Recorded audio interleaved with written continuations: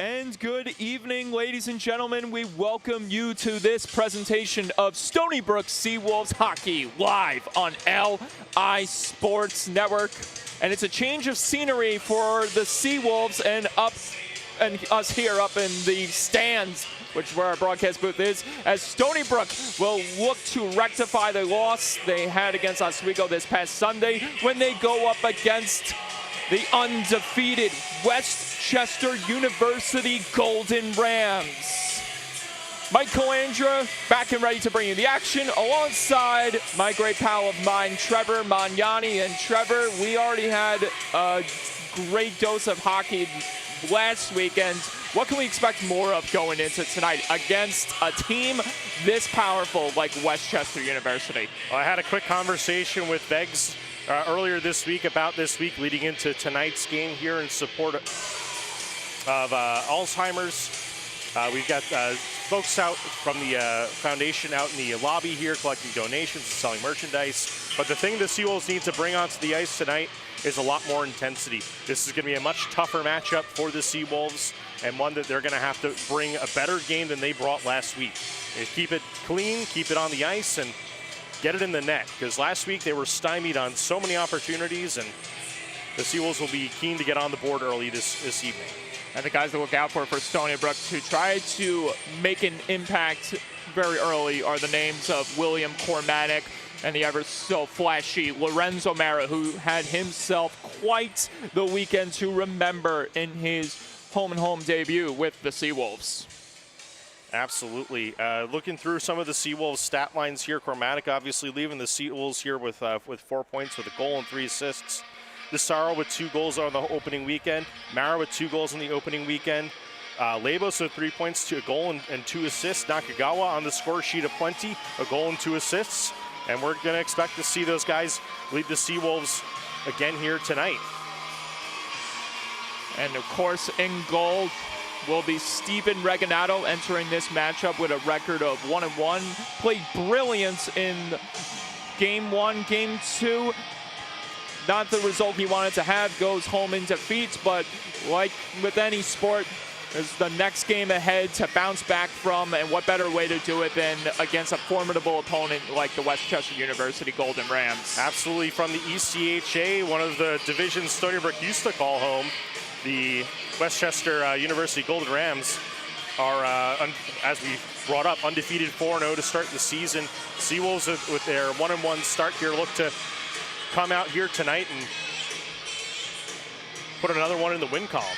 And there are plenty of players to look out for Stony Brook to cover and mitigate the zone entry. We're talking about names like Gavin Terity, Brendan Whitaker, Logan Myers, just to name a few for Westchester University's offense. Well, we got to talk about Zach Crane. Absolutely. Zach Crane in 4 games has tallied 7 goals and 4 assists. What a stat line to start the season. And I think the Seawolves would be wise to be aware of his presence on the ice this evening. Safe to say the Springfield, Pennsylvania native is on an absolute heater, and it's going to come down to whether Steven Reganato can be on his A game and put him to a stop. Absolutely. And not only Reganato, but the Seawolves defense channeling a little more of that block shot energy. Hopefully keep things on the up and up for Reganato tonight, only forcing him to stop the ones that he needs to and keep his vision clear. Absolutely. And for head coach Dave Bauer on Westchester University's side, he's got himself quite the decision to make as to who he will be electing to start in goal for tonight. It's going to come down to between these 3 names, Will St. Denis, Joe Cartagiano, and Jake Rossi, every one of them in their own right viable to get the starting nod for the Golden Rams. Now look at the stat lines here for the 2 netminders that have started for the Westchester Golden Rams. Both Rossi and Cartagiano, both .95 save percentage, 1.5 and a 2 goals against average.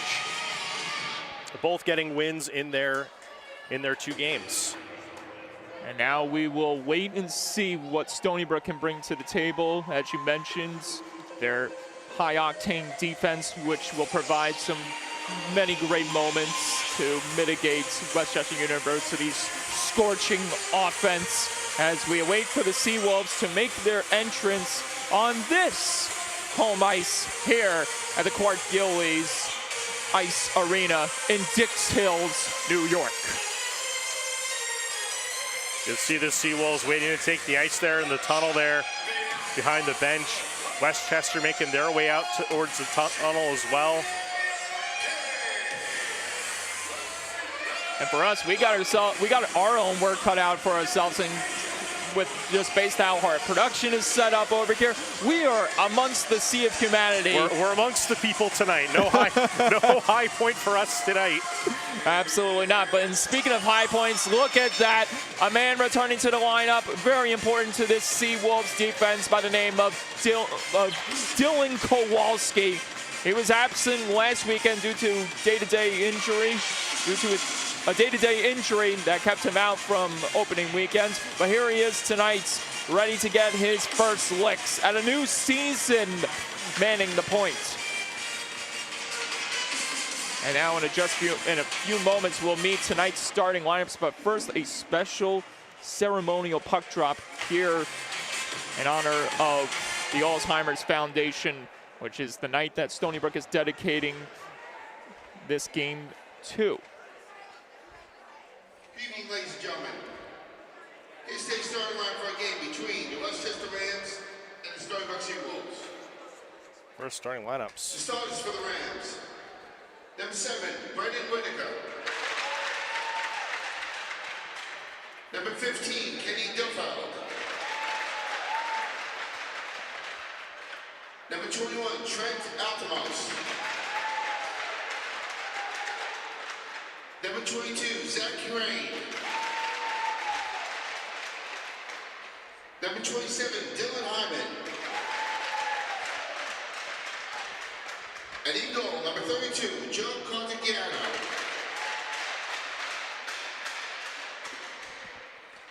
And here's the starters for your Stony Brook Seawolves.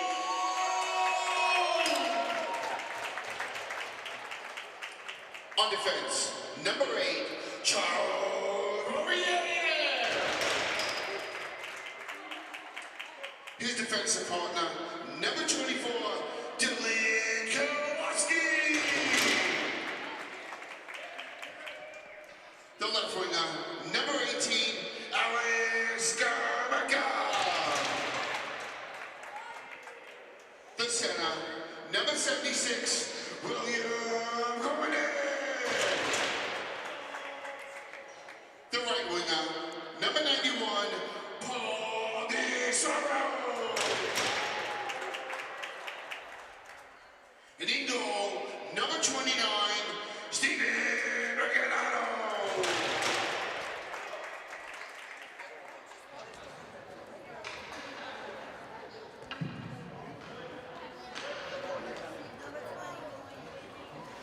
Good evening, everybody.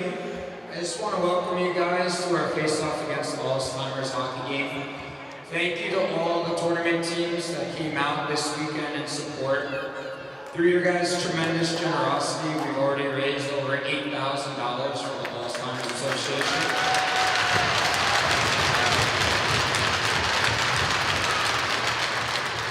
I also want to announce and give a special thanks to the Long Island Rebels, who fundraised the most money for the Alzheimer's Association with $4,200.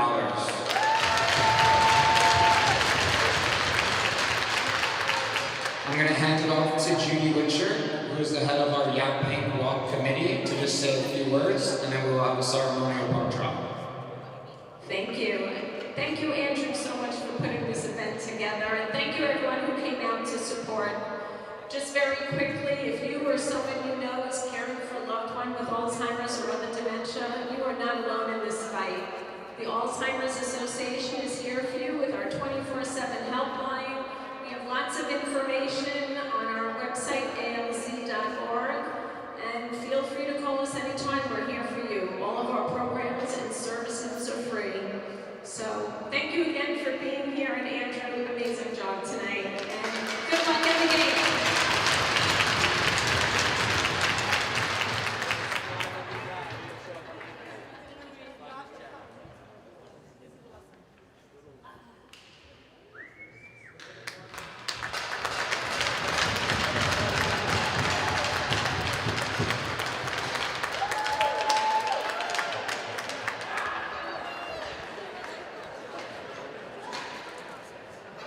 time, we ask everyone to rise for the playing of our national anthem.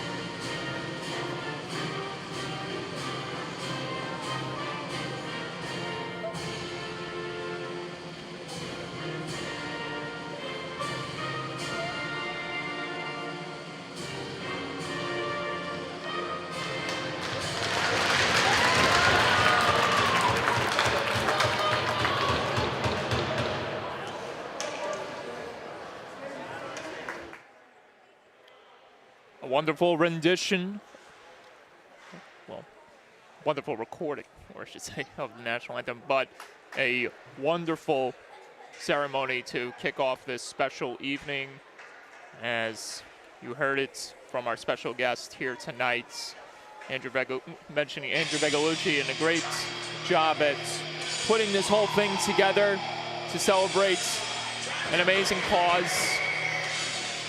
And we got two teams that will play their hearts out for those that are watching,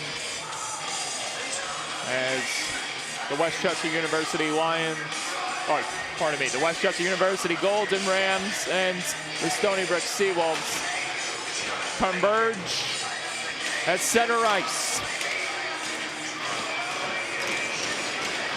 with the captain, William Cormanic, taking the draw against, yes, Dylan Heineman, as this is sent in immediately by the Golden Rams. They have a lot of heavy artillery on the ice, but the same can be said for Stony Brook, as Westchester tries to strike immediately here. Zach Crane, perhaps public enemy number one coming into this battle, as we alluded to in our pre-game discussion. Moving on in, Stony Brook, as the offense try to prevail early here.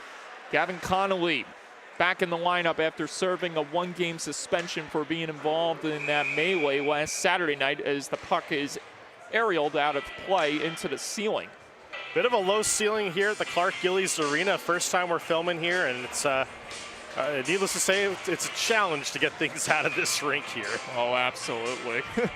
Believe me, I know from experience. The Westchester Wolves finding a little bit of a challenge, and puck will be facing off to the left of the netminder. And who knows if this challenge could pay off major dividends for Stony Brook.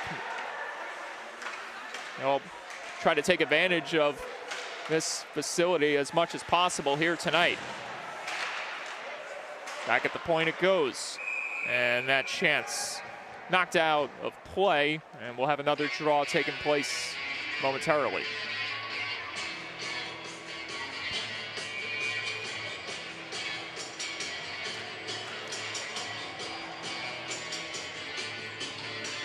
Aiden Thierloff on the draw there. Anthony Sparrow,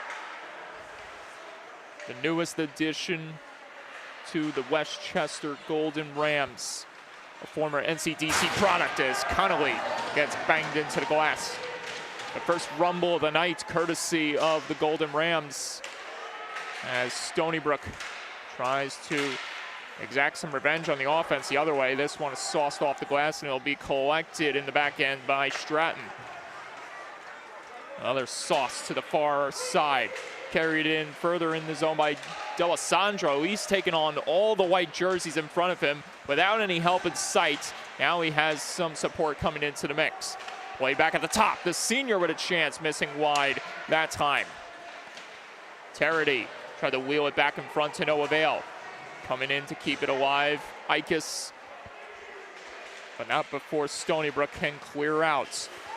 Until that's it, ACHA, who came flying out of nowhere, practically like a wide receiver trying to make the catch, but it's ruled a hand pass. A good effort there, but unfortunately couldn't get to it himself before it landed on a teammate's stick there. 2 minutes in, shot on goal to share here. Here is Lorenzo Mara up against Gavin Terity. Two high-powered players in their own respective ways. Terity fires, and another save accounted for by Reginato.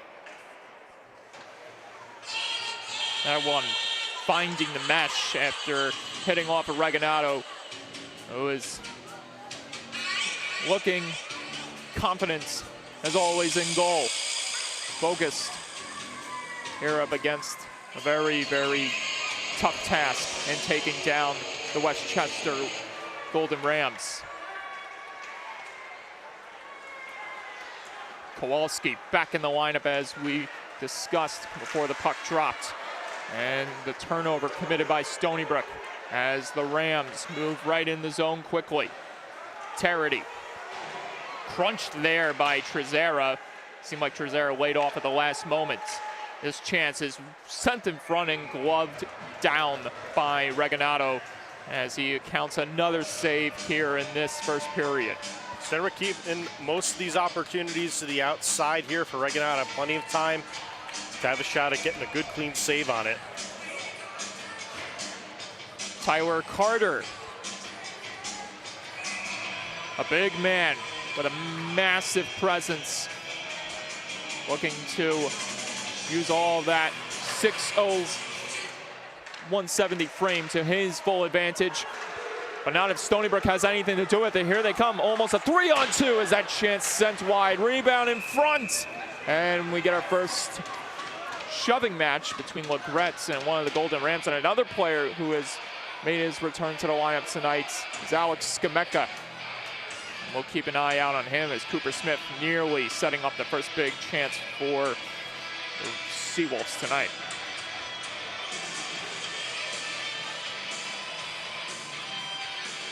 There's Stepney awaiting in the shadows as Legret couldn't break free there off the dot.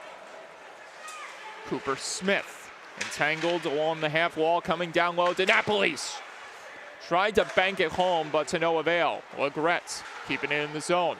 Tried to reconnect with DiNapoli as the Golden Rams clear the zone and maybe get another chance, and a big check thrown by DiNapoli. This allows Stony Brook to regain the possession, but not before it's surrendered back to the Rams and given back right back to Stony Brook. A fire wagon change commences for the Seawolves.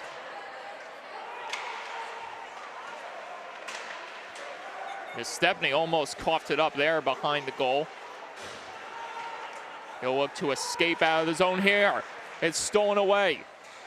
The Golden Rams continuing to put the pressure on Stony Brook. Tapped on, but not in the back of the nets, with Reginato making yet another stop.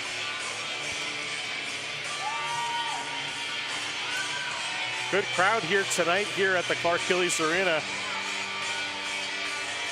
Not exactly standing room only, but definitely not of open seats.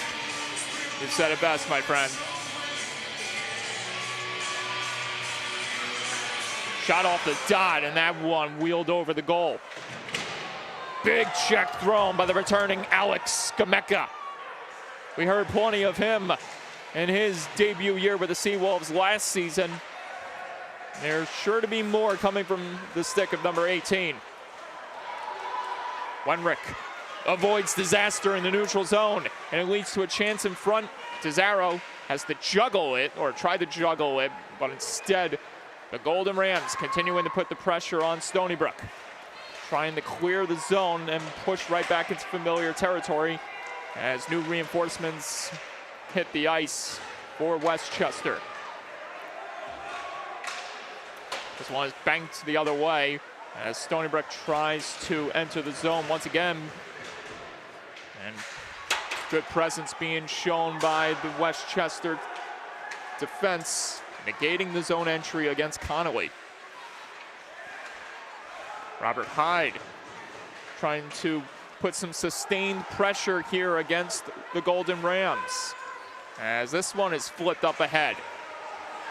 Couldn't make its way far for the Rams. Now they get a second try at it. Now they have something going here with a chance, missing wide of Regalado. Another opportunity, and double denials, and a further cover up by Regalado to stop play.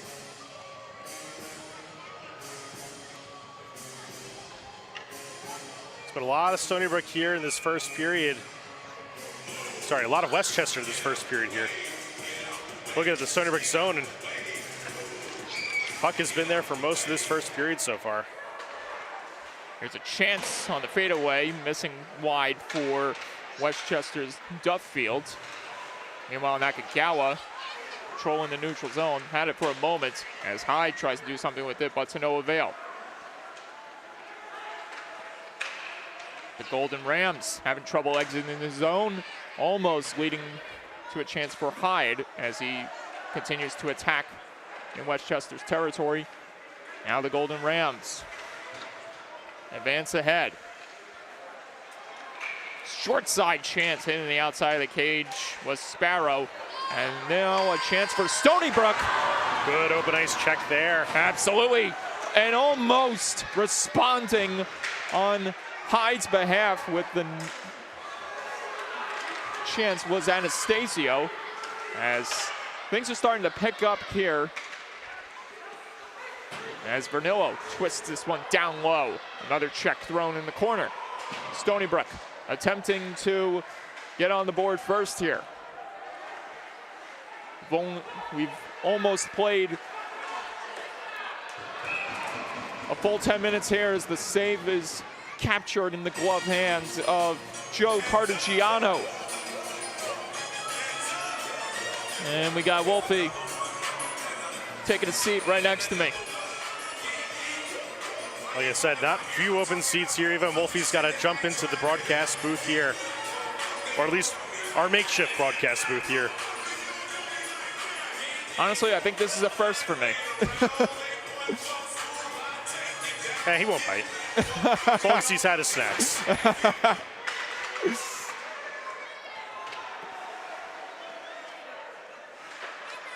The Golden Rams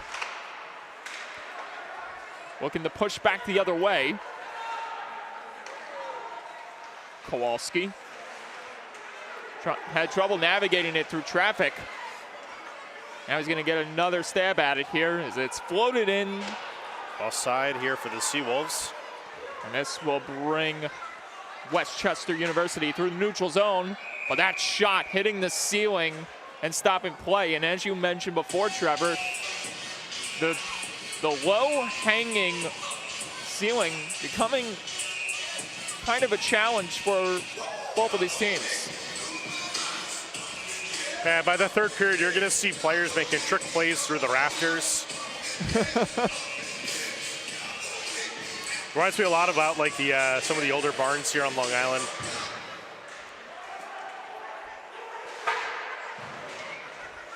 I don't think Iceland has them hanging as precariously as that, but there definitely are some rinks here that have the lower ceilings. Here's the Stepney trying to create a ceiling for Stony Brook's offense. Save, rebounds! It's in. The Seawolves score. And picking up the game's first goal, Cooper Smith.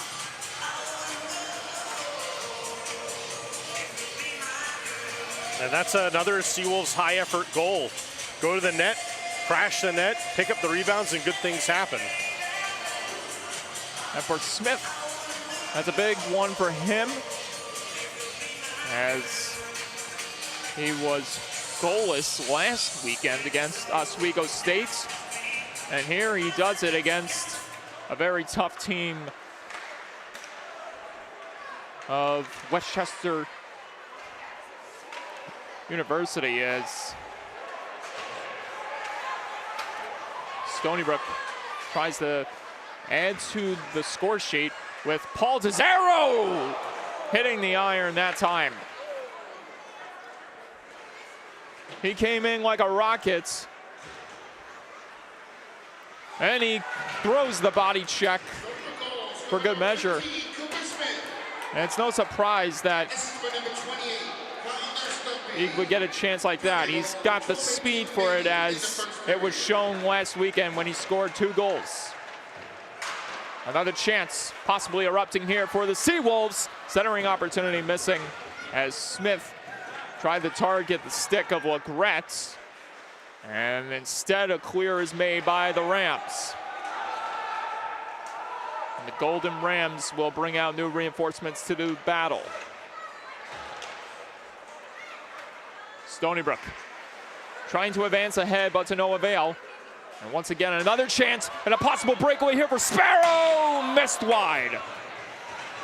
The former NCDC product misfiring there, and the second chance wouldn't go either. Another chance blocked, and here's Nate Legret trying to skate past the defense, and great back checking being provided by Connor Stratton, who is dragged to the ice. Now things slow down with the intensity soon to ramp up once again, as the Golden Rams find themselves in a unusual position here tonight, trailing by a score of 1-0 after the goal by Smith. And a near mistake made that time for Nick McKay as Stony Brook gets it back. And that's another thing you have to wonder, is what the condition of the ice and if it's going to play a factor here tonight. This being unfamiliar territory for Westchester University. Poirier, Kowalski almost had Nakagawa on the far side. Nakagawa able to stuff it down low, but couldn't connect with Anastasio. Hyde rushes on over, couldn't get a hold of it, as the Golden Rams continue to attack the Seawolves, but it's the Seawolves who command the lead for the time being. Twisted on in front, Nakagawa trying to get an extra step ahead, and he goes hard against the senior. Late man coming into the picture, the captain Cormanic with the backhand try missing. Back the other way. And Westchester University finding themselves in a difficult situation, unable to get to the net there.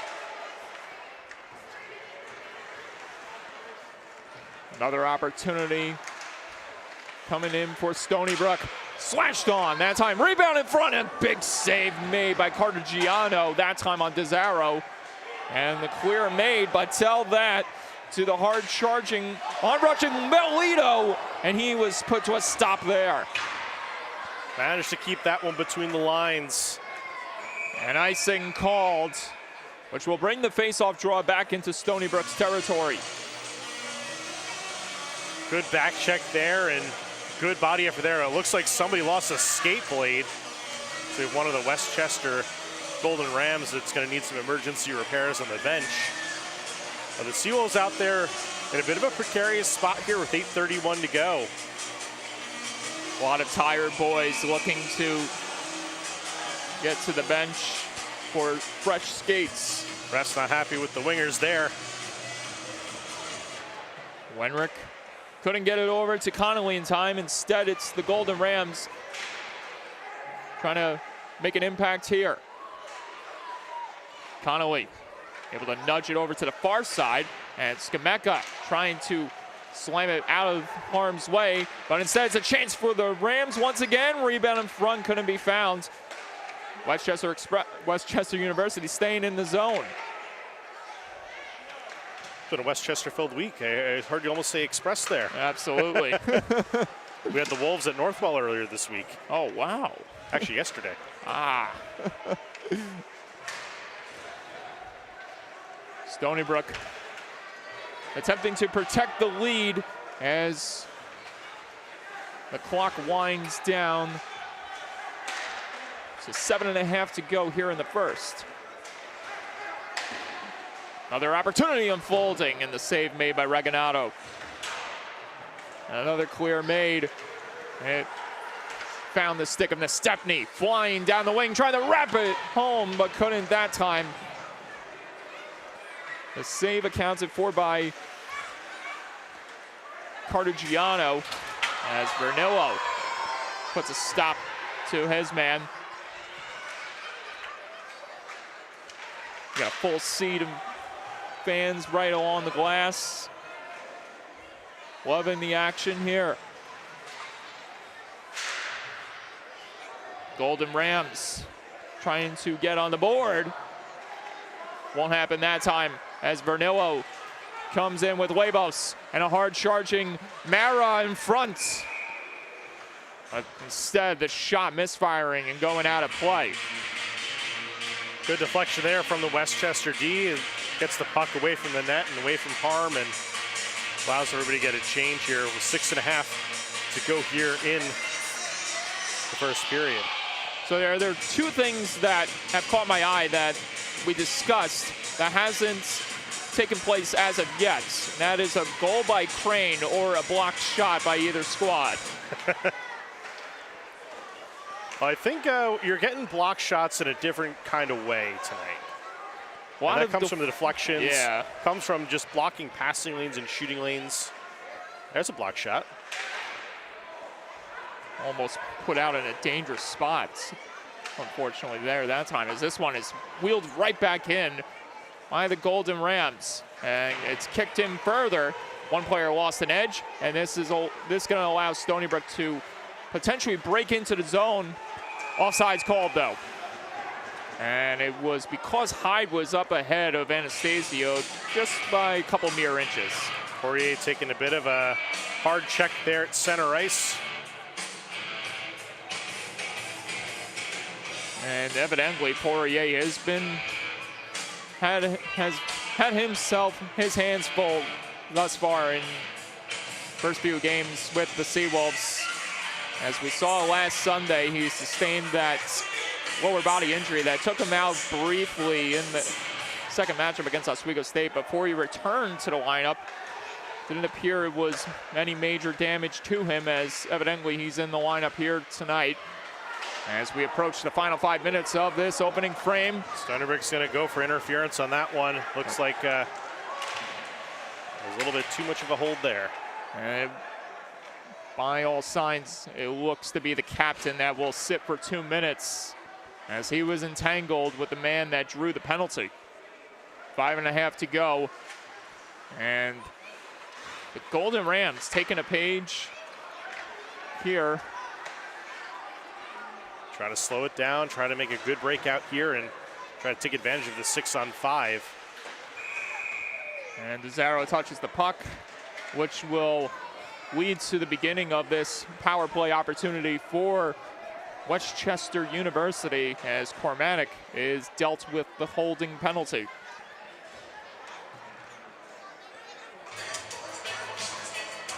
A big opportunity brewing here for the Golden Rams, and they have a lot of heavy artillery out there to potentially do some major damage against these Seawolves. Look at this Golden Rams power play statistics. They're 7 for 23 across their first 4 games. That one is spun on as the Golden Rams try to open up the space here and work around the perimeter of the zone. Shot from the top by Crane, floated on, and Regalado made the stop. Another opportunity, another stop made by Regalado. As this will get a clear out of the Seawolves. It's not going to go all the way, though. Nope. And quickly, Stony Brook has to backtrack, a backhand try missing, and Regalado making yet another save. As so far this power play has been nothing but Regalado stops at all corners. take a look at the Stony Brook penalty kill percentages. They're 2 for 10 across their first 2 games. Not exactly the start you want statistically, but it's a long season. Absolutely, and if you go back to last weekend, they had an eventful penalty kill, one could say. Most certainly. I'm not talking about just that one major penalty they took. I'm talking about just the whole weekend. One of those games, they took 5 penalties, in which Oswego State went, or actually no, it was 4 penalty power plays they allowed, and 3 for 4 was Oswego State, as that chance rings off the iron for Westchester University, and now they find themselves with time running out on the man advantage. Down to 43 on the man advantage here. Stony Brook so far very disciplined in the zone. And this should kill off some more time, as Westchester University will start from their back end and quickly regroup. Half a minute to go of 5-on-4 hockey. Play continues.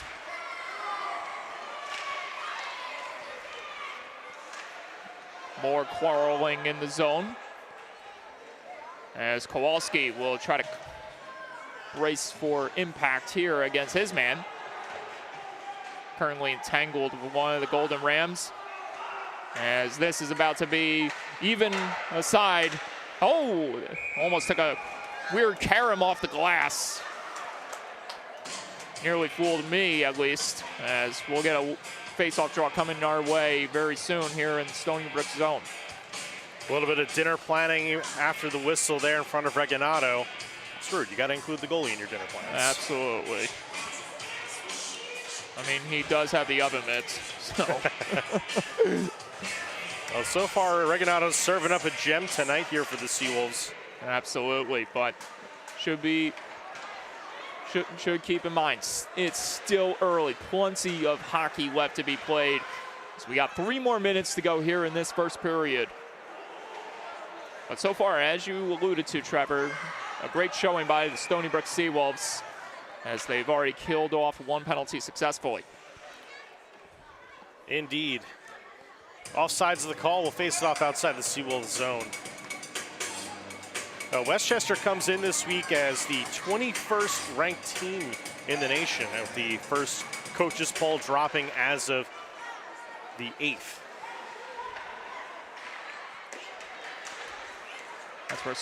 That's the area where Stony Brook was entering the rankings last weekend. Right, so the first 5 rankings are coaches polls in the ACHA, while the computer ranking gets calibrated for the season. And then we switch on over to a computer ranking. We'll see how Westchester Express does here tonight, and if they do live up to that ranking. They come in with an undefeated record. But right now, they are finding themselves in a difficult situation, trailing nearly a full 20 minutes by a score of 1-0 here against the Seawolves in the first. Giveaway. Centering feed wouldn't go as it bounced around. And this is going to be shot out of play. And a lucky souvenir for one fan. Ooh, went in slide, yeah. Good form, too. Maybe he plays baseball in the offseason. Potentially. I mean, I can count on top of my head how many times I played baseball when I suited up the skates as well. Wasn't my game. I'll watch it, but it's not my game. Chance missing wide here from the top as Labos. Watch out! Heavy check thrown. Wenrick delivering the hammer there as Vernillo running into trouble, and it may lead to a chance here for the Golden Rams, but not if Lorenzo Mara didn't come in out of nowhere. And it leads to a chance the other way for the Seawolves. Labos, centering try, wouldn't go. Rebound going to be stuffed home by Connolly. Stony Brook continuing to put the pressure on the Golden Rams here, and that is inadvertently knocked into the bench off the glove hand of Skameka, who almost actually took a seat in the bench trying to do it. Or that was DiNapoli, my pardon. DiNapoli trying to yoink that one over the wall, much like an outfielder would. Well, that was one thing I can count on top of my head. The amount of times I went head over heels in a dugout, 0. That's a good stat. 1 more minute to be played here in the first. A very rare showing by these Westchester University Golden Rams, currently being held without a goal. As this chance ricocheted off a stick there. The save made by Regalado as Poirier dances around one. Poirier throws it in front. He had the hard-charging Smith beside him, rushing to the goal. As 27 seconds has been reached here in the first. Kaiser couldn't bank it out of harm's way. Some room ahead. But Stony Brook once again closing up the gap and creating a wall, preventing Westchester University from coming into the zone. And time will run out once the buzzer sounds, as that will do it. After 20 minutes of play, the Seawolves leading 1-0 against the undefeated 4-0 Westchester University Golden Rams. And I have my thoughts on this first period alone, but I want to get your fair share of what you saw. Overall, it was a tight period. A lot of good action on both sides. Stony Brook definitely had their chances. They definitely had their moments as well. You take a penalty and you go on the penalty kill. You do a great job on the PK. You keep Westchester at bay. You keep the opportunities limited to the outside. Overall, defensively, much stronger than we saw last weekend. Now, one thing that has been catching my attention is the conditions of the ice. I'm noticing a lot of bouncing pucks that were getting the best of Westchester University, where they're trying to center it in the wheelhouse. They're trying to center in the bumper spot, and to no avail. And haven't seen much of that from Stony Brook. So you have to wonder, is that going to play an advantage and give Stony Brook another opportunity to get another goal here? Whereas for Westchester, they continue to struggle trying to get over that obstacle. So ice conditions are always something you got to adjust to. In a rink like this, I'll say it's uncharacteristically warm in here. I mean, I'll be honest, I'm in a t-shirt right now. Usually I'm in a sweatshirt and bundled up with gloves, and it's pretty cold outside and pretty warm up here in the stands. I don't know if that has a factor in anything or how cold it is on the ice, but bouncing pucks are usually warm pucks. So I don't know if they got the pucks on ice or anything or what's going on with that, but usually that's what they'll do, is they'll throw the game pucks on ice. That way there's less of a bounce to them. As far as whether that's an advantage for the Seawolves or not, I think that's just a matter of adapting to the playing conditions. And over time, like, those types of things go away as temps equalize on that. But that's kind of like the only thing that I would see with like a bouncing puck scenario. As far as an effort perspective, I like a lot of what I'm seeing here with the Westchester, I almost said Wolves, Westchester Golden Rams on the ice. Loving the offensive opportunities they're getting. They're getting a lot of good pressure in the Seawolves zone, forcing the defense to work. And for the Seawolves, they're getting boxed out in the Westchester zone. They're getting stymied pretty hard. And I think for the Seawolves coming into the second period, it's figuring out, how do you break that defense? How do you set your forecheck up? How do you start getting quality opportunities to the net? Because Westchester's beating you every day of the week here on the ice here.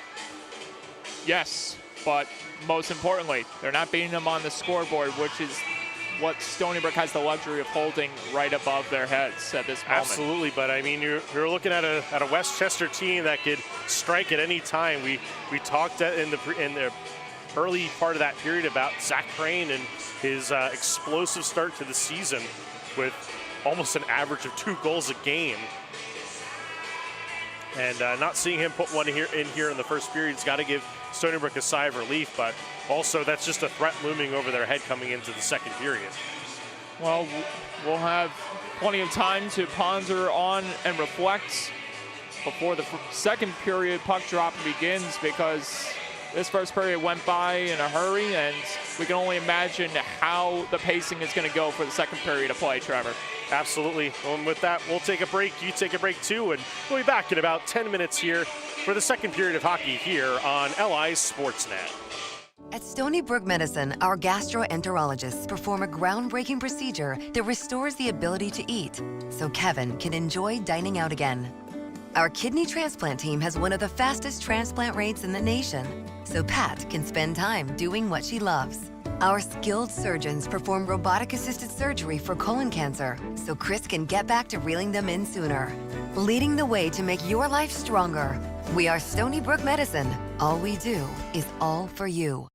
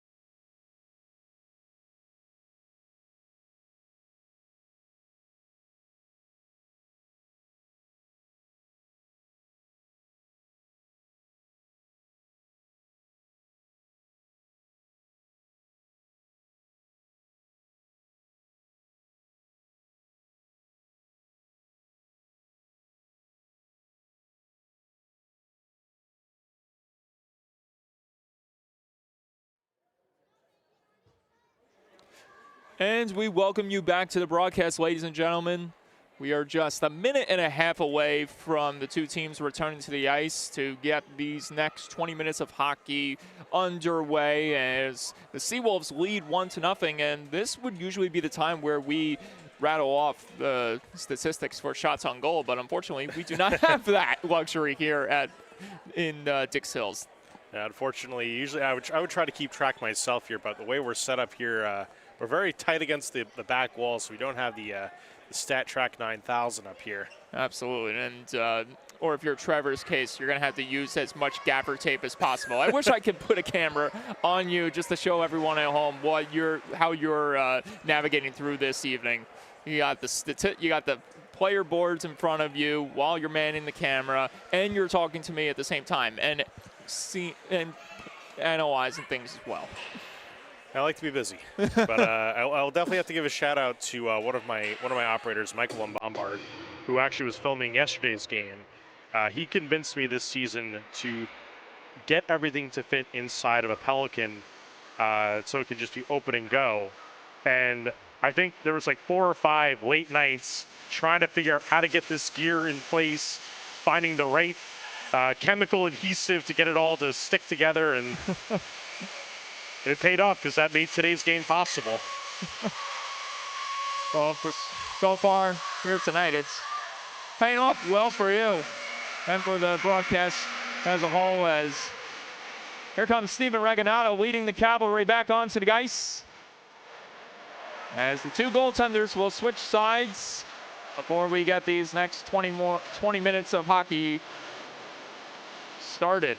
As the lone goal scorer for tonight's contest so far, courtesy of Stony Brook's Cooper Smith. He tallies his first goal of the season. And it'll be one of the more rare occurrences that this game remains as tight and compact as it is right now, with it only being a 1-0 game. Especially with a team like Westchester coming into town with all of the heavy artillery in their lineup.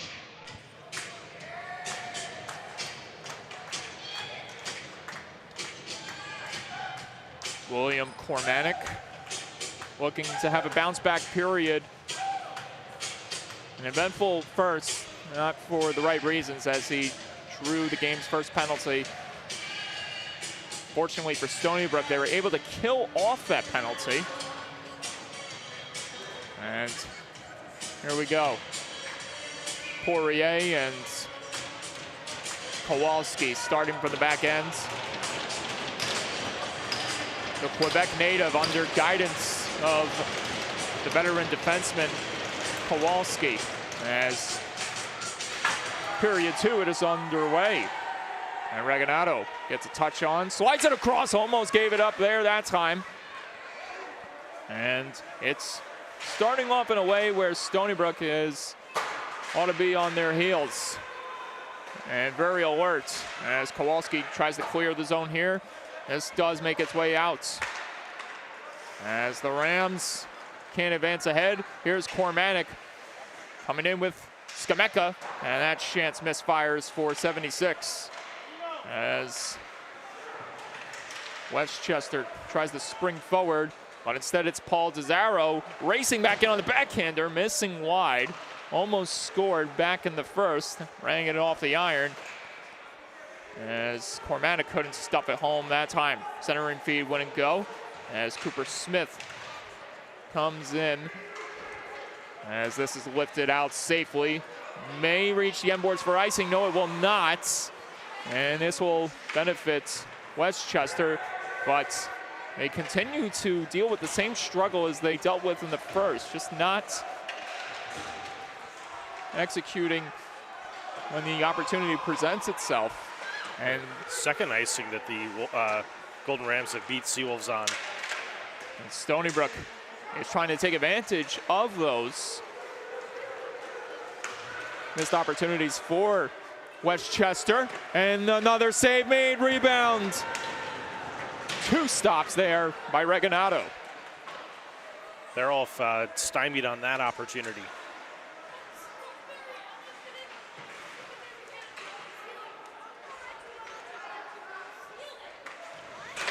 This one is sent on in front. As Westchester tries to calculate a big chance here. Scramble, save, rebound, stopped again by Regalado, and he collects a flurry of saves in his repertoire here tonight. And this all happens off of a great effort, almost like 45, 60 seconds ago from Brennan Whitaker, beating out the icing and creating the first opportunity for the Westchester Golden Rams to get some offense, and then they parlay that into a great opportunity on a line change. Tie up on the draw as Stony Brook able to come with it. Wenrick able to evade one player before he floats that one off the pad or off the blocker, and it will be further covered up by Cartagiano, where the faceoff draw will take place.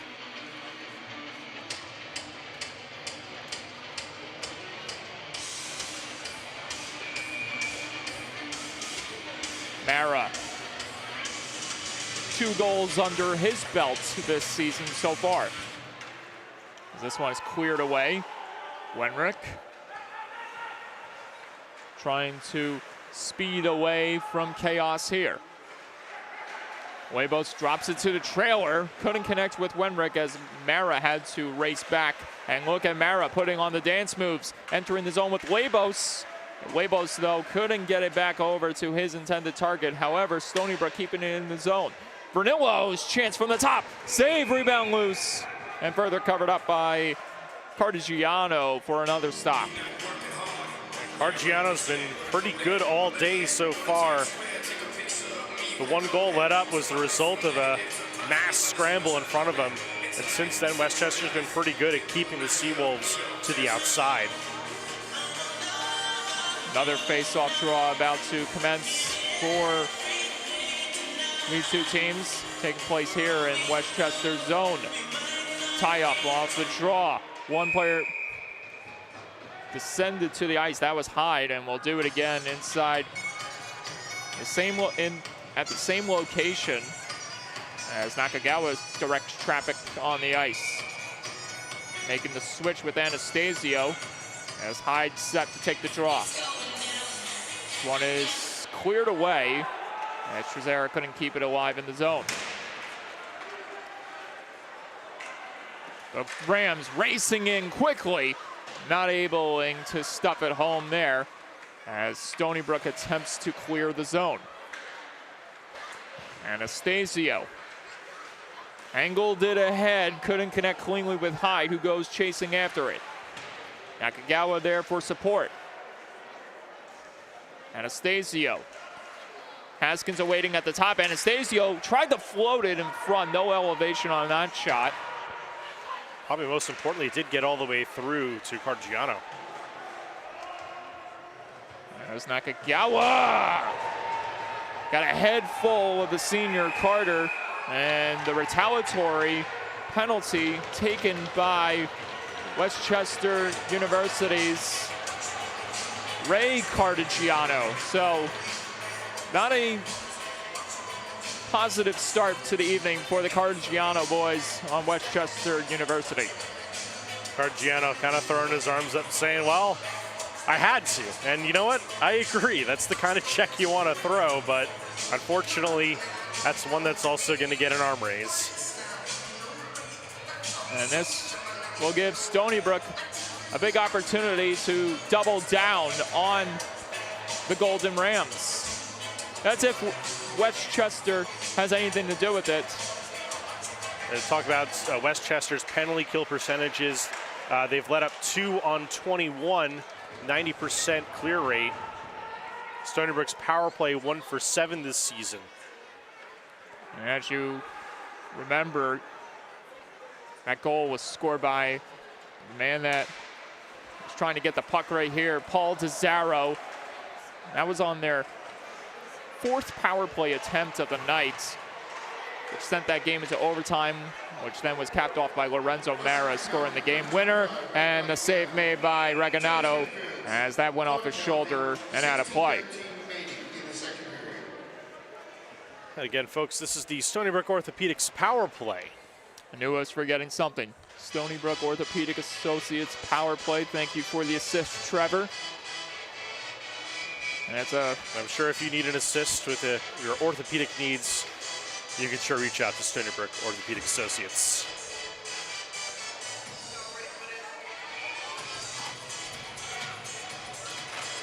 Anastasio tried to get a hold of that one. For the time being, Stony Brook has the possession. Not where they want to be right now currently on this power play. Now they make their way through center, back into familiar territory. Anastasio drops in the trailer. Poirier. He gets it again, flips it over to Hyde. Hyde dropped it over to Labos. Return feed to Hyde. Hyde twirling around, trying to keep it under his control. Now Poirier steps in, gives it back to Hyde. Hyde, Poirier opening up for the 1T. Instead, it's floated on over to his defensive mate, Connolly, who tried to get it back over to Poirier, but instead the feed missed his stick and inadvertently took him out of the zone briefly before they come right back in. And the drop feed wouldn't go there. Some miscommunication on Stony Brook's part that time as they find themselves with little to no time left on the man advantage here. They had a 4-on-2 there, but unfortunately couldn't make it go. Centering feed, or I should say 1T feed, wouldn't go again as Hyde tried to set up Labos, and that will do it. Neither team striking on their first power play attempts tonight. That one is dropped in. Anastasio, Labos, pinned up against the boards. Now Haskins trying to come in. Anastasio throwing the body. Golden Rams score!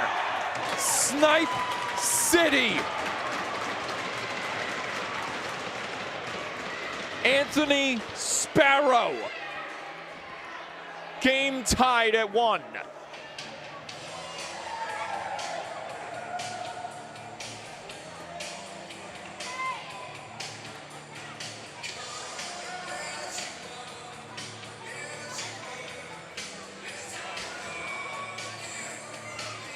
With ease, had rocket skates engaged.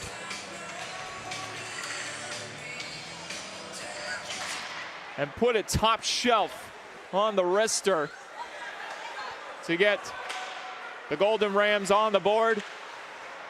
Now Stony Brook has their eyes set on redemption the other way. Smith put to a stop. And now the Rams starting to feed off the energy as they get the monkey off their back for the time being with that goal to come alive in this game. Stony Brook running into all sorts of trouble as Trezera broke his stick as it lays idle in Stony Brook's zone. Meanwhile, Smith continuing on with the aggressive forecheck. Legret and Smith trying to make an impact here as we get a stoppage as the puck went out of play. Stony Brook avoiding a bit of harm there on that last shift and getting the puck out of harm's way as they were getting caught up a little bit defensively. Back to the goal there. That was quite the shot. What a snipe there from Westchester.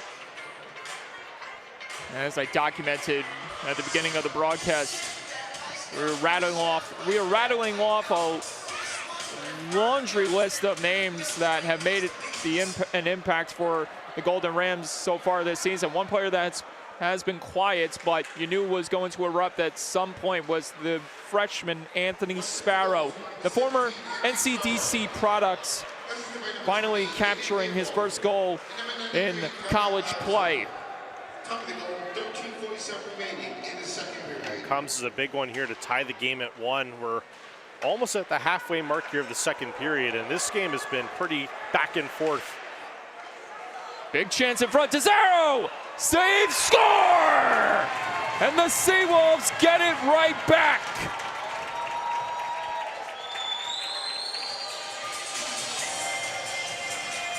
That goal feels a little sad without a big blaring train horn behind it like you have at the rinks, but nonetheless, the excitement's still here in the stands as the Seawolves get ahead again. 3 is the lucky number for DeZaro, and Stony Brook retakes the lead after they led the first period 1-0 before giving up the recent goal to Sparrow, and a big one for DeZaro as Stony Brook back out in front. This one sauced ahead. Terity in, save, rebound, popped loose, and Reganado electing not to play it as he covers it up. And right there, that was one thing that I took notice in. Same way that Sparrow came in when he scored the goal, along the wing, and who knows if that is going to be the challenge that Reganado faces tonight.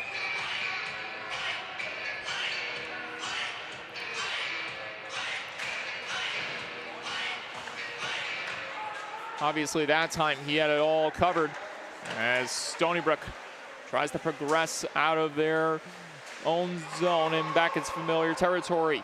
Wenrick going on a journey, feeding it in front in the bumper, and Hyde couldn't execute there. Wenrick. Anastasio couldn't connect on the far wing to the captain Cormatic as Wenrick able to get it up ahead. Nakagawa, Anastasio, chance missing wide as he had Cormatic parked in front, creating havoc. Puck couldn't clear the zone for Westchester. Chance missing wide over the net. It went for Connolly. Haskins able to keep it in the zone. DeZaro floats it in front. Couldn't connect on the far side with his man. As that was Skameka, who is hungry for a goal.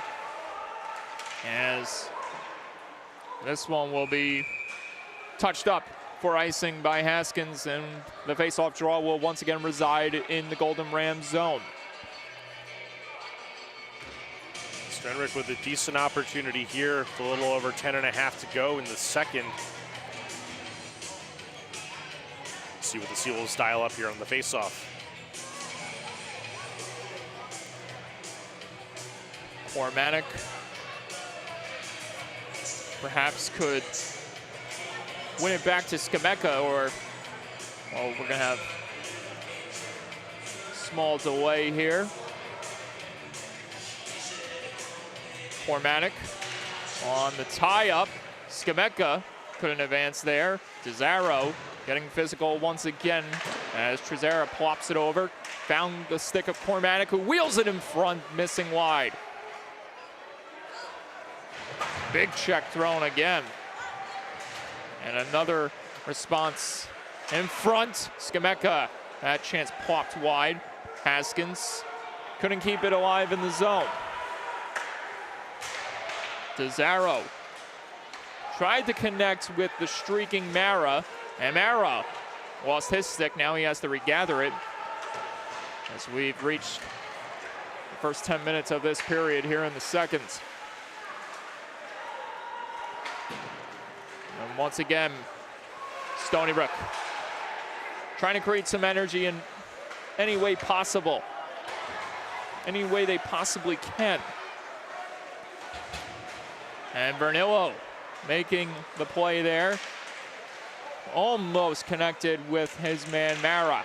Mara, a workhorse out on the ice, doing everything in his right to try to make something happen here for Stony Brook. Kowalski couldn't get a touch on it, and this allows the Rams to push right back in. Kowalski back to mitigate that opportunity. Mara lost it there. Brendan Whitaker. Heineman, Whitaker couldn't get a hold of it. And here's Labos. Labos with a step. Labos couldn't center one there that time. Center feed, oh, what a stop! A lunging Superman-like save made by Joe Cartagiano. Joe doing his absolute finest work of the night so far there to keep the lead at 1. And that's what Westchester needs out of their goalie to stay in this contest. Plays like that the offense can feed off of and maybe level up the playing field all over again.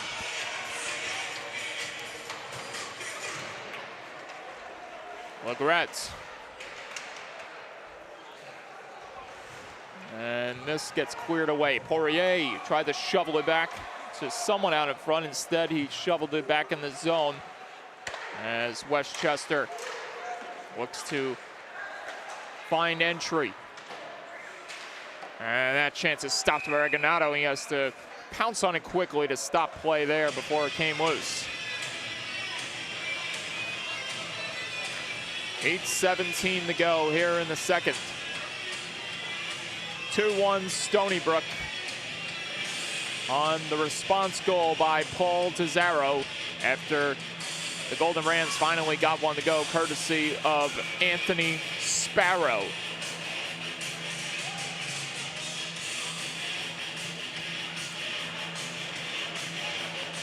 Sent on in front. Another opportunity, save, rebound, came loose there. And it's kept alive by the Golden Rams. More quarreling in the zone between the two squads as Connolly is able to grab it. Tried to connect with Wenrick, who had to play it off the boards. Colin Wenrick back in on the offense with a backhander that was stopped by Cartagiano. Bam! Paul Tizarro lighting up his man in the neutral zone. And we have a Seawolf down behind the play. It's Alex Skameka who is heading off to the bench. Sparrow putting on the brakes, looking for the late man in the trailer with a lane. That time Stratton who put it out in front, and the save made by Regagnado on the doorstep that time.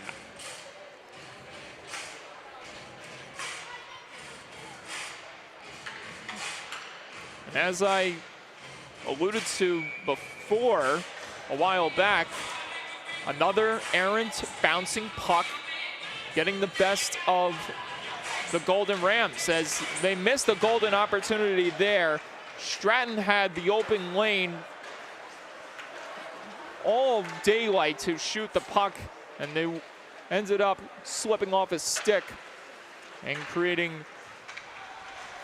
a much different result than intended, as Stony Brook is trying to do everything they can to add to their lead.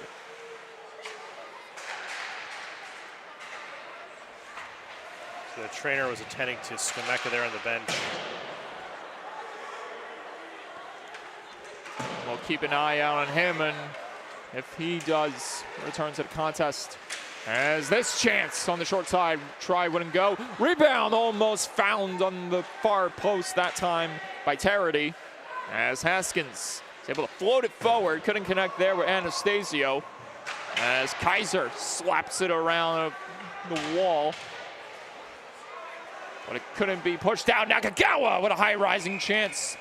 Fought off and covered up by Cartagiano. Skameka caught a stick of some kind in the midsection when he went down, and that's what I think they were checking on there to make sure things are okay there. Or maybe caught it in the wrist. They see the gloves off on his left hand on the bench.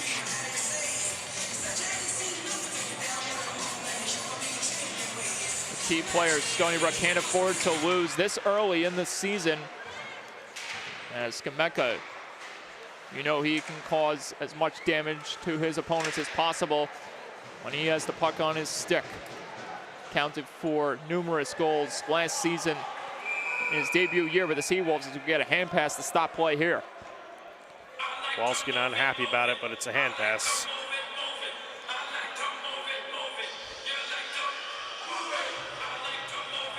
Dylan Kowalski back in the lineup after enduring a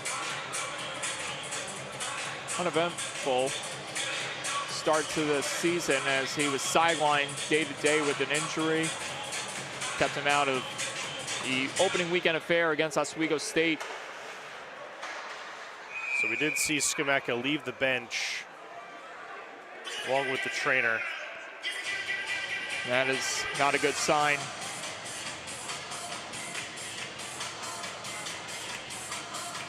We'll continue to be updated more as the period progresses on as to whether or not Skimeka returns at all to the contest.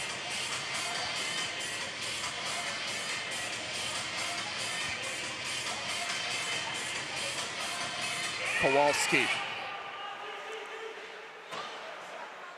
Here's Poirier. Threw it ahead, it intercepted, and a glove save made on the senior by Regalado. Regalado having a better outing today.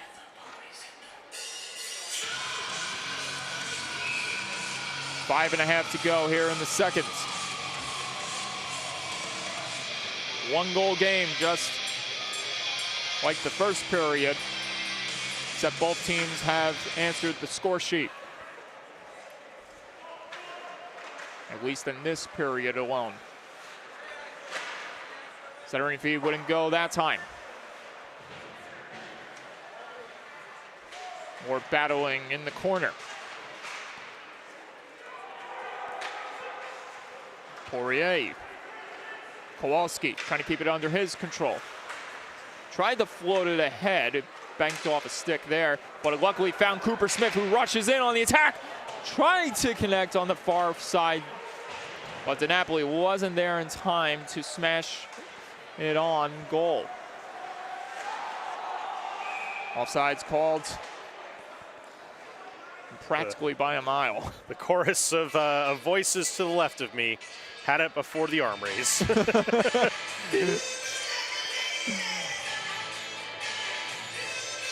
I think that was a pause for dramatic effect, though.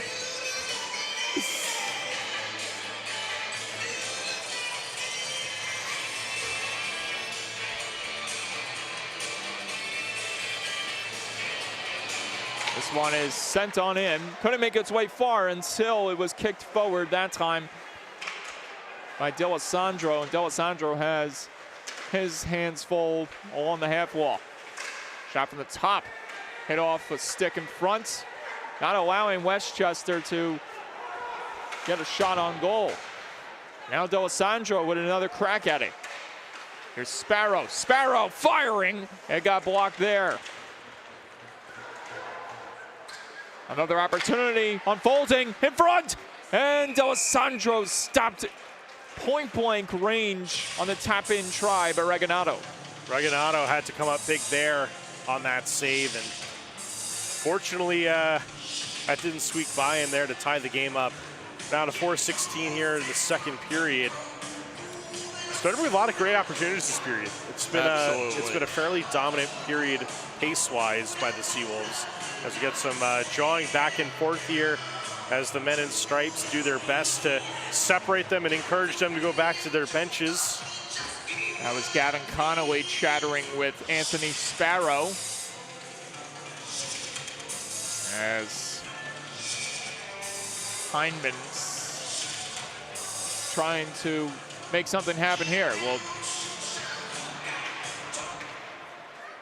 look to do anything he possibly can to make an impact. As this one gets floated in, and floating off the ice that time, the leading goal scorer, Crane, off the check by Haskins, as Crane tried to drop one over. Well, you said Crane would be enemy number one for the Seawolves on the ice, and Haskins made that known. Bam! Crane being put in the ringer. That time it was Hyde delivering the check, and that further adds insult to injury with that save ending that sequence. Well, Stony Brook definitely got the scouting report on time as They're making sure Crane feels it every time he's out on the ice.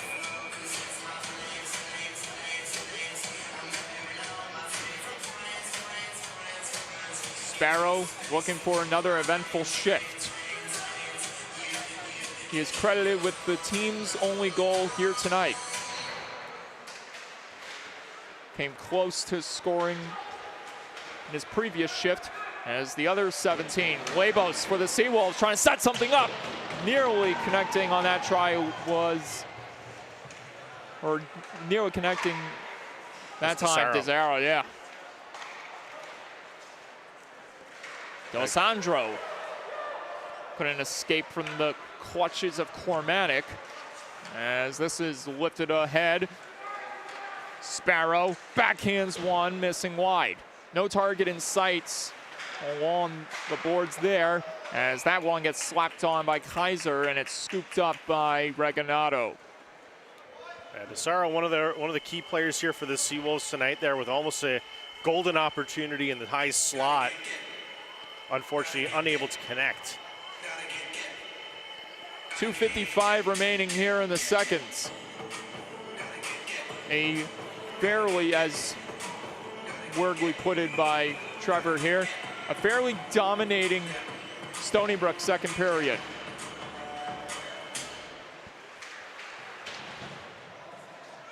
And Wenrick continuing to show his physicality on the ice. That one just missed the right leg of Reganato, who at this point, if we had shots on goal tracks, he probably has a baker's dozen of saves here tonight. They'll try to get a sneak at the stat sheet between periods to see where the official count is from Leon Bassett, the scorekeeper.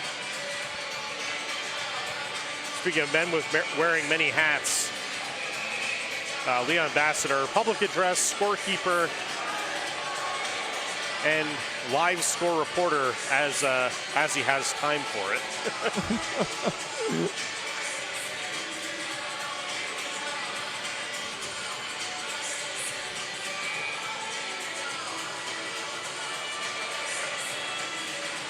One is not cleared out until it was called off because of the hand pass, to the dismay of Westchester's Dylan Ikas.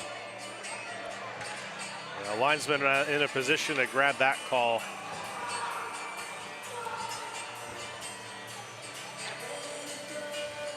And you can hear the frustration starting to grow on the Golden Rams bench. Oh, this is a team that's kind of been in their first 4 games dominating their opponents, and the Seals been putting up quite the fight today. Thrown in front, couldn't be connected as the Stepney and the Seawolves charge back in. And that try couldn't be found either. And this sequence is capped off with the puck going into the ceiling to stop play.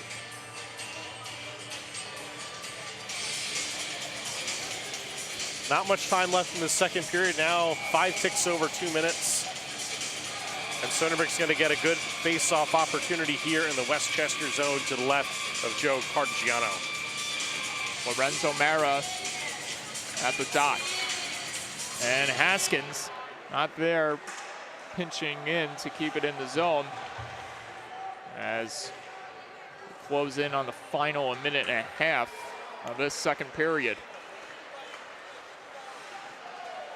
Danilo able to brace for impact there.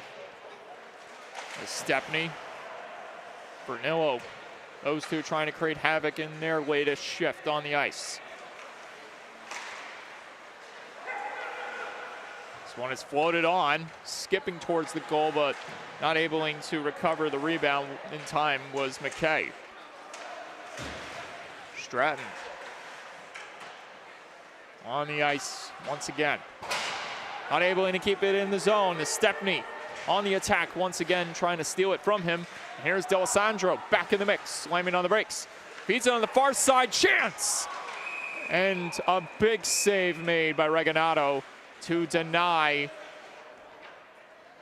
another goal for Sparrow. Stony Brook definitely came into tonight's game a different team than they did last Sunday. You can tell there's a lot more focus on the ice from them. They're keeping things a lot simpler. They're getting good opportunities. D'Alessandro couldn't pick up the bouncing puck there. And here is Anastasio to skate it up.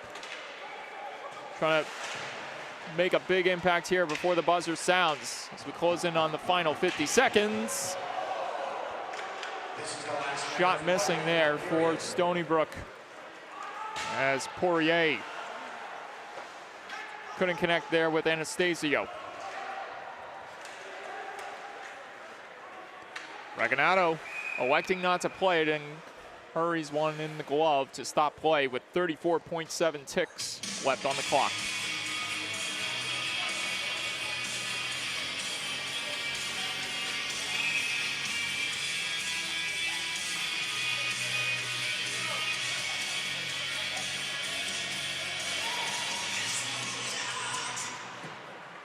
To the far side, Anastasio couldn't connect there with the intended target, Robert Hyde. What a poke check there. Absolutely, Hyde. Oh! And that was just ugly.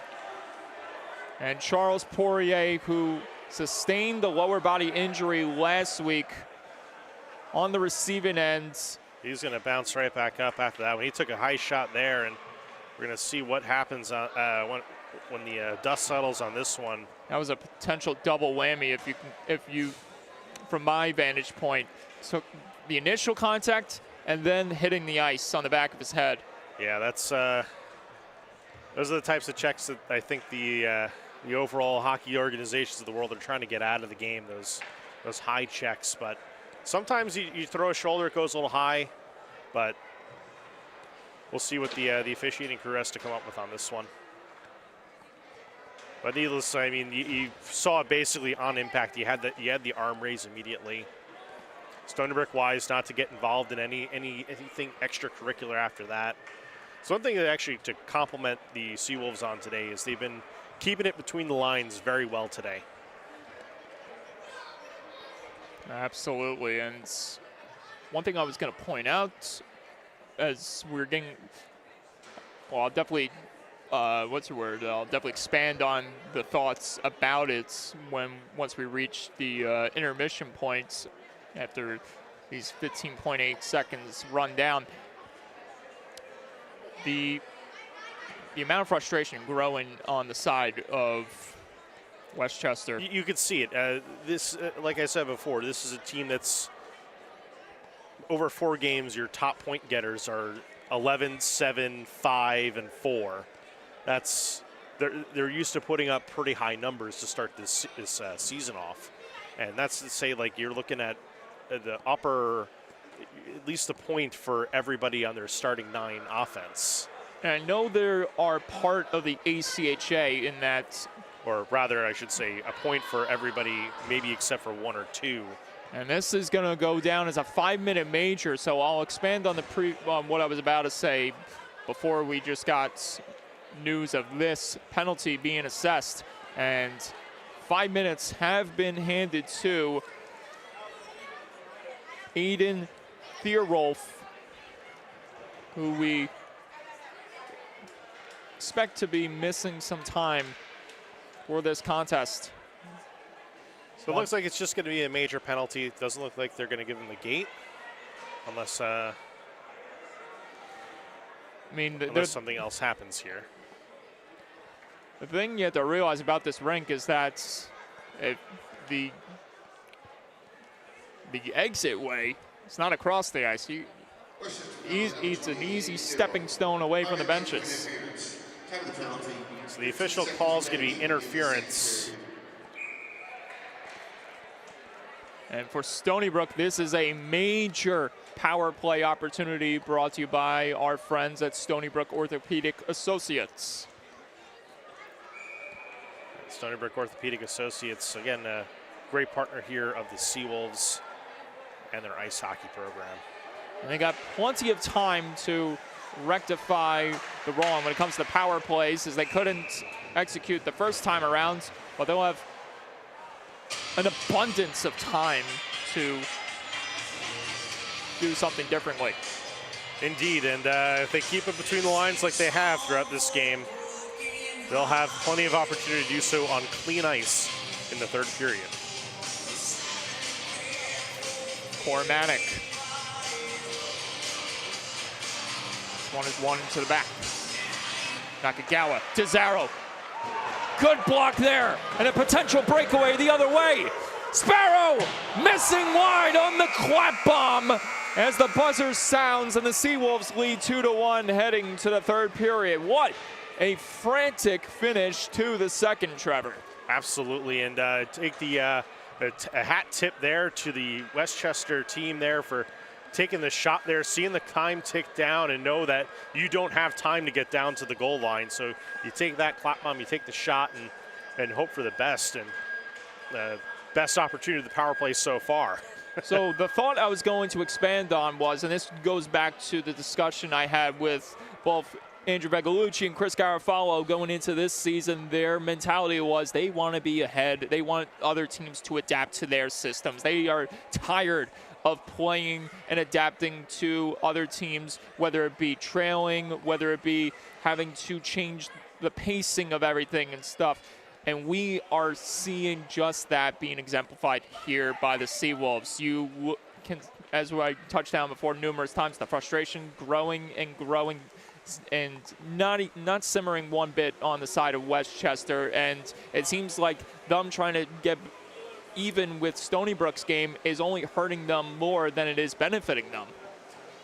Yeah, I think that's a good observation. The Westchester Golden Rams, they're I don't know, I wouldn't say they're struggling to maintain pace in this game, but Stony Brook's been able to hit that extra gear and drive the speed of the game, and then from there Stony Brook is then in the driver's seat, and Westchester's having to adapt and catch up and change the way they're playing.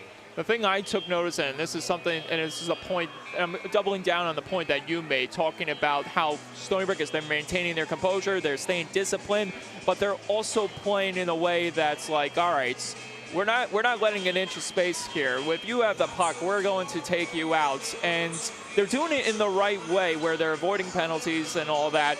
And it seems like Westchester, they just haven't found it to click.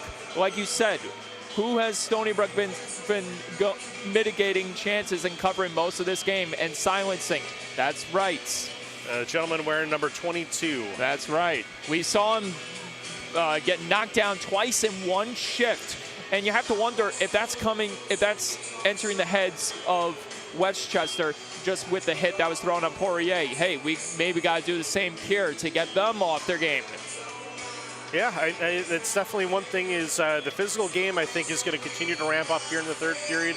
Expect to see some more checks here, but I got to say the guys in stripes have been doing a fantastic job of controlling this game and keeping the extracurriculars to a minimum. Like, it's a tough job out there.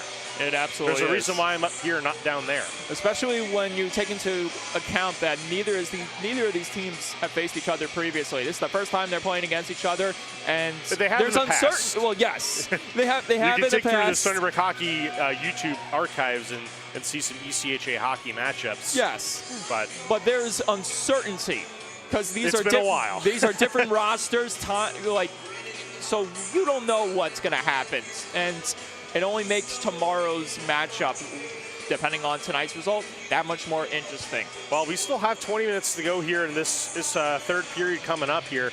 And with that, we're going to take a quick break here. We'll be back in about 10 minutes time here for the start of the third period. We hope you have been enjoying tonight's game. Go grab a drink, grab a snack, and we'll be back in 10 minutes here for more Stony Brook Hockey here on Long Island Sports Network.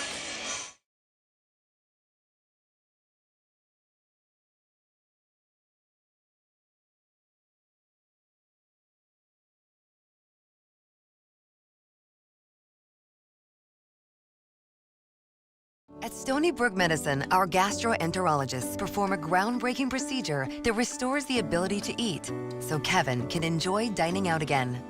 Our kidney transplant team has one of the fastest transplant rates in the nation, so Pat can spend time doing what she loves. Our skilled surgeons perform robotic-assisted surgery for colon cancer, so Chris can get back to reeling them in sooner. Leading the way to make your life stronger. We are Stony Brook Medicine. All we do is all for you.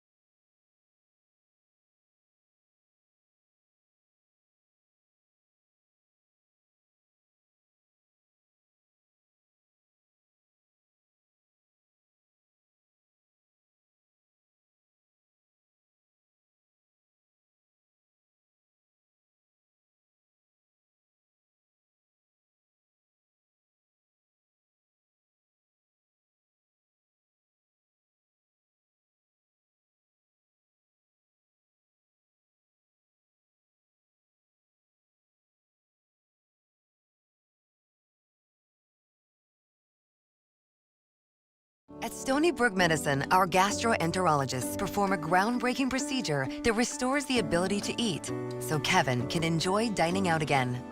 Our kidney transplant team has one of the fastest transplant rates in the nation, so Pat can spend time doing what she loves. Our skilled surgeons perform robotic-assisted surgery for colon cancer, so Chris can get back to reeling them in sooner. Leading the way to make your life stronger. We are Stony Brook Medicine. All we do is all for you.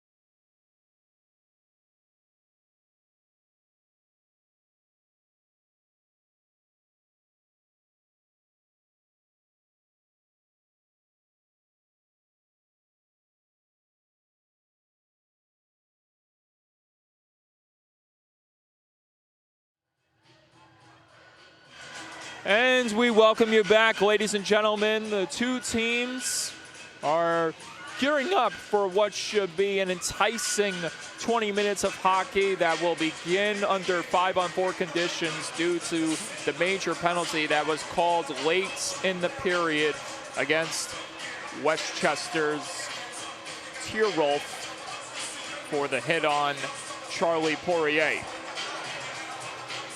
As Trevor, I'm going to leave it to you, put you on the spot. Shots on goal? So I went over across the way to our friend Leon Bassett in the scorer's booth to get the secret numbers. And we counted the hash marks. And Westchester was ahead 30 to 24. Yes.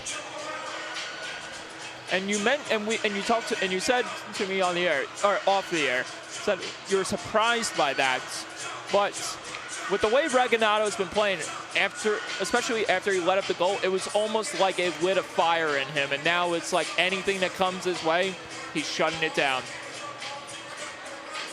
Indeed, yeah. Reganato's been playing a great game, and again, on the other side of the ice here, Joe Cardigiano has been playing a pretty good game as well. Absolutely.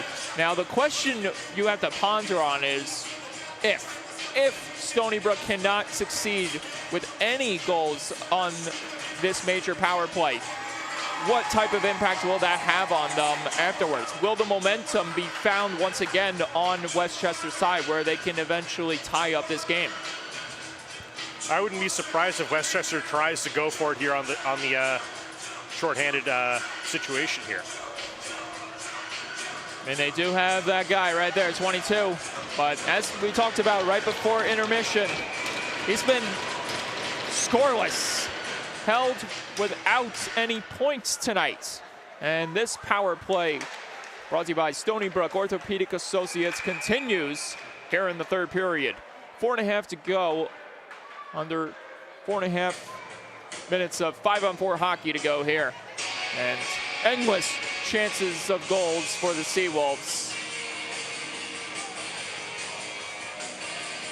The only question is, can they strike when the iron is hot? Oh, that's not going to help him for sure, as that puck goes all the way to the back of the Seawolves zone.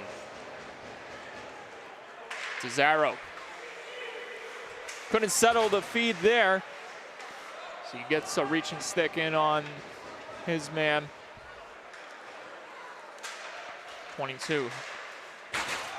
Gotta watch out for him. Never know when Zach Crane is going to strike, even when his team is shorthanded.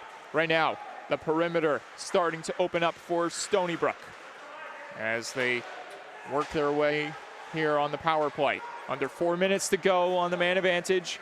And back the other way come the Golden Rams. Good job there to deteriorate that chance by Mara. Whitaker doing a great job there, killing about 30 seconds of power play time. Here's Hyde. Robert Hyde. Trying to create some magic here as Haskins dumps it along the glass. Hyde looking to locate it. Huevos pinned up there. Anastasio muscled along the glass. Connolly settling things down before getting it over the Huevos. Huevos returns it back to Connolly. Connolly being covered by 2 jerseys there that time as Hyde delivers it in front. Quick fire wagon feeds all around. Another opportunity. Chance in front. Double denials by Cardigiano. A stalwart in net as he keeps his team alive in this one. And for Stony Brook, them not executing on this major power play would be a backbreaker. So far, a couple good opportunities here, but Cardigiano's been up to the task. Another chance. Misfiring that time for Huevos. Hyde can't keep it in the zone. And Hyde is beside himself with the linesman, but absolutely. we'll accept it and say hi to the fans and banging on the glass. I love funny it. how hockey is. I love how in that moment he is irate, but he is under the watch, and he's got to essentially be a role model for these kids looking up to him. He's going to be like, all right. I'm not mad about it anymore. Exactly. There's Mara. Having trouble advancing in the zone, and just like that, Stony Brook is down to 2 minutes of power play time. And another clear made by the Golden Rams. And Stony Brook's golden opportunity is quickly evaporating. Cormanic chance, save! Cartagiano with traffic in front. Don't know how he was able to see that and make the stop. And now it's down to a minute and a half. And another clear made by the Golden Rams. Like I said, Stony Brook's got to be careful. They Golden Rams might try to spring somebody here while the Seawolves are caught unaware on the point. Oswego took advantage of poor placement of the point last weekend. Again, Stony Brook failing to make it through the neutral zone without a turnover. And now it appears they committed a penalty, or at least they're going to call too many men on the ice from the Seawolves there, as the Seawolves were holding the play of the puck as the man was coming off the ice, but the referee was having none of it. And by my calculations, there were maybe 3 good chances altogether in this one power play. Yeah, and unfortunately for the Seawolves, this is a minute of power play time flushed down the drain. Not what you want to see happen if you're head coach Chris Garofalo. A win against a team like this would be big for them going forward. A win tonight's going to feel good no matter what. Absolutely. And depending on what the result is tonight, they do have the rematch tomorrow at the rinks. We'll have that covered at 6:30 on LISN. All right, so we'll skate 4 aside for another 30 seconds. Legret had trouble controlling it, and this leads to a possible breakout the other way. Almost a breakaway for Sparrow. And if not the stick of Kowalski being there, he would have had a clear break up for another goal. Sparrow just not happy with the call, and linesman doing a good job of explaining what happened there, and it's never a fun spot to be in. Oh, not at all. 18 seconds of 4-on-4 hockey before this becomes a power play for Westchester, their second of the evening. Can Stony Brook prevail in a different way, as they will not score on the major power play, and now they will try to do their part at killing off the rest of this penalty. Westchester down to their final 40 seconds of power play time. And another sauce out of the zone, clearing for Stony Brook and clearing the way for another line change as the Seawolves try to do everything they can to prevent Westchester from tying things up.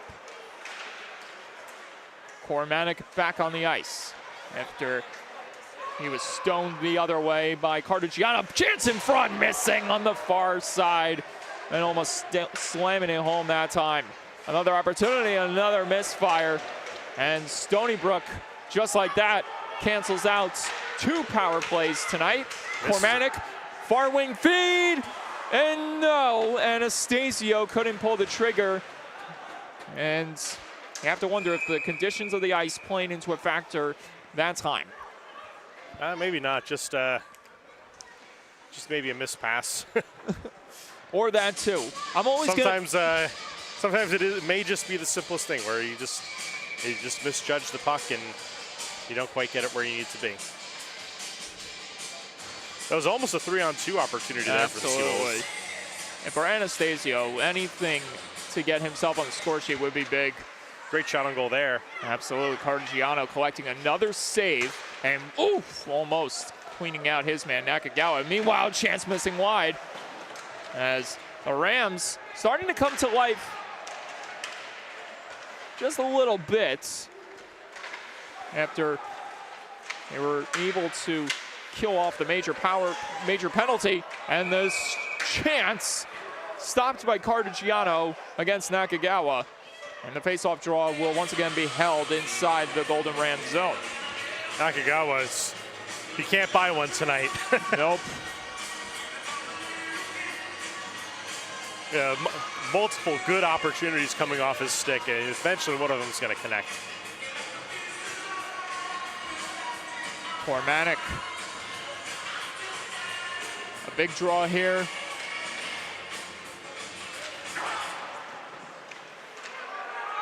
He's been silenced so far tonight on the score sheet as this will go for icing, and the faceoff draw once again residing in the Golden Ram zone. We'll take this one to the left of Joe Cardigiano. See what the Seawolves have dialed up for this opportunity. Cormanic will look to win it back somehow here.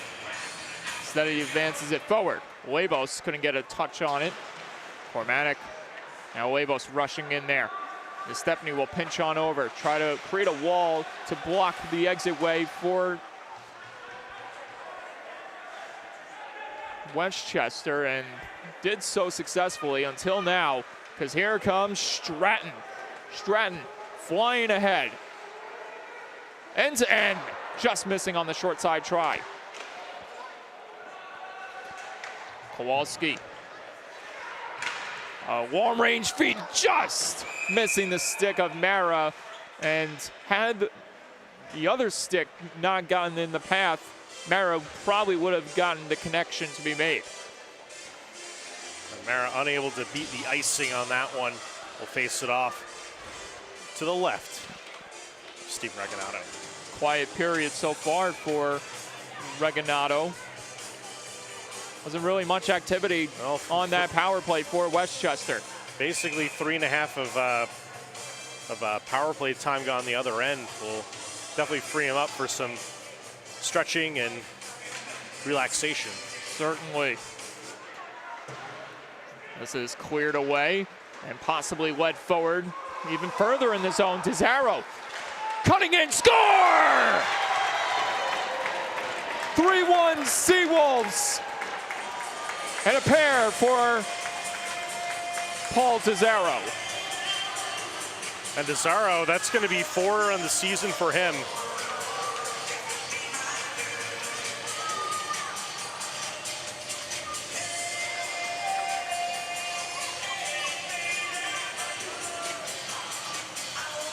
Now if you're Westchester here, you're down 2, there's 12.5 to go. There's still plenty of hockey to go. And now it's, so this is becoming more than just pop a goal in and tie the game. And you have to wonder if Dave Bauer is going to call a timeout at some point. You have to wonder if it's going to come imminently now that they're down by 2.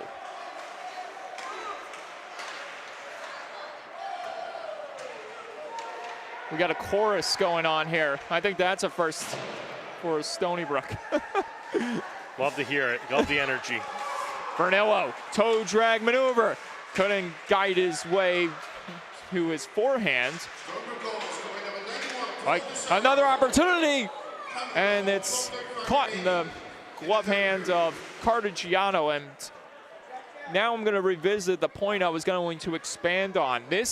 The way the pacing, everything is being played out tonight with Stony Brook up ahead and against a formidable opponent, very strong, very dominant. It reminds me of the game we had when we did together a couple seasons ago when they played against NCAA Division III, Manhattanville College. Yeah, it's got a bit of that vibe to it. And how a win like that can catapult them forward and really impact them in such a major way. Now for Stony Brook, you have a 2-goal lead. Now it's all about just hanging on for dear life and not missing a step. As now you're starting to see some hits coming to life here from the Westchester side. as the Seawolves try to grab a hold of another opportunity. Icing called, and Cooper Smith not there in time to get a touch on it, which will move the faceoff draw back in Stony Brook's zone. And I think they're going to just let that one rock. I have no idea what happened there. Cooper Smith was unhappy that the Westchester player was holding his stick, and he said, "Give it back to me," and then proceeded to dump him. There's a first for everything, folks. That's the first time I've seen that happen with nothing resulting otherwise. Closing in on the 10-minute mark of this third period. Stratton couldn't send it in front, as Stony Brook doing everything they can until now. Chance, score! Dylan Heineman, and it's a one-goal game as Zach Crane finally shows up on the point sheet. It's only a matter of time. Scrambled chalk is 8th of the season.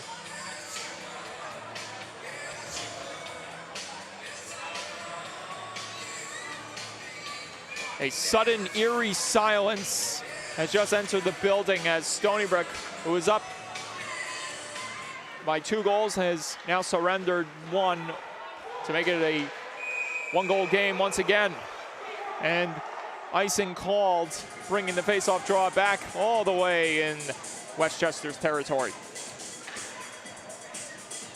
Stony Brook has to come up with a big shift here to try to push the momentum back into their favor.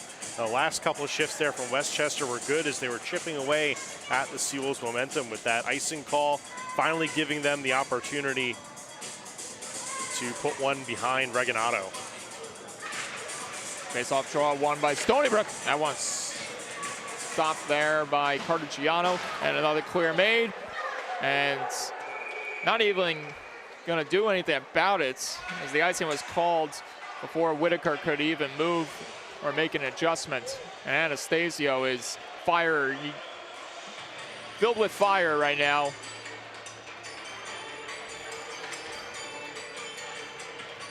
They'll take that fire to the bench as the Seawolves will make a line change.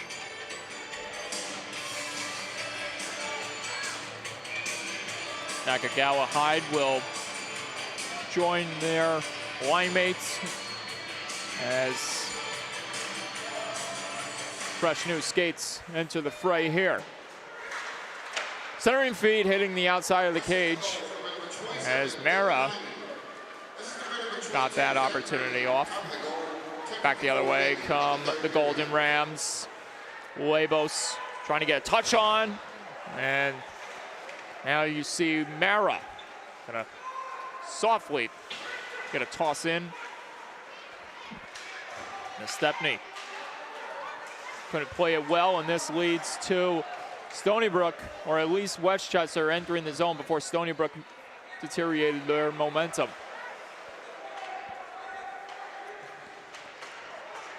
Centering feed just missing the stick of Kowalski, and the Stepney will recollect. Under 10 to go here in regulation. Still a lot of hockey left to be played as that goes out of play into Stony Brook's bench. Ladies and gentlemen, tonight's winning 50-50 raffle ticket number is 760226, which is Paul Leota. Paul, preceding the prize desk in there, gladly give you a prize. You can't win them all. Well, it wasn't my ticket, that's for sure.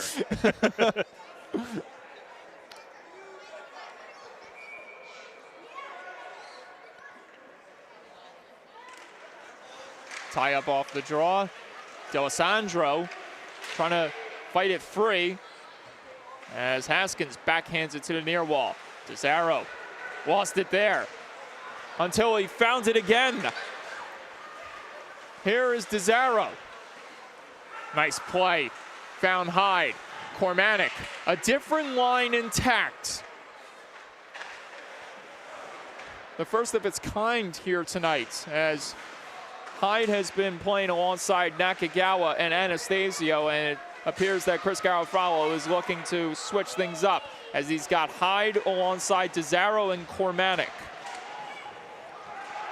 DeZaro couldn't connect there with the streaking Hyde as Haskins will float it forward as Hyde got a touch on it, but he heads back to the bench. Returning to the ice, Lorenzo Mara. One player that seemingly is out for the rest of the game, Alex Skameka, who sustained what we assume an injury to the hand or wrist back in the second period.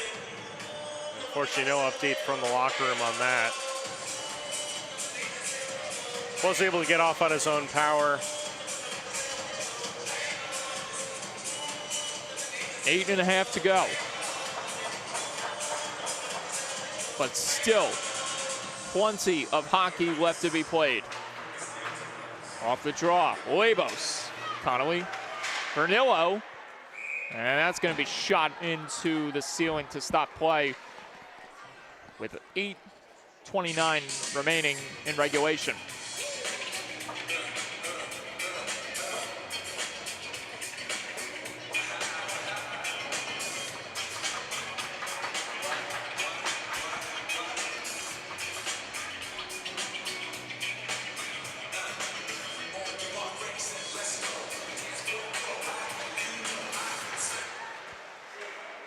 Quarrel in the zone for the possession.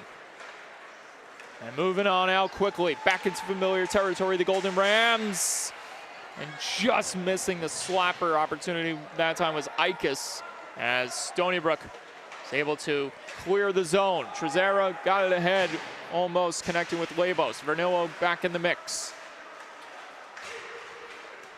And moving back in the zone, Tarity. Drops it in front, behind his back practically, almost connecting with Hershey.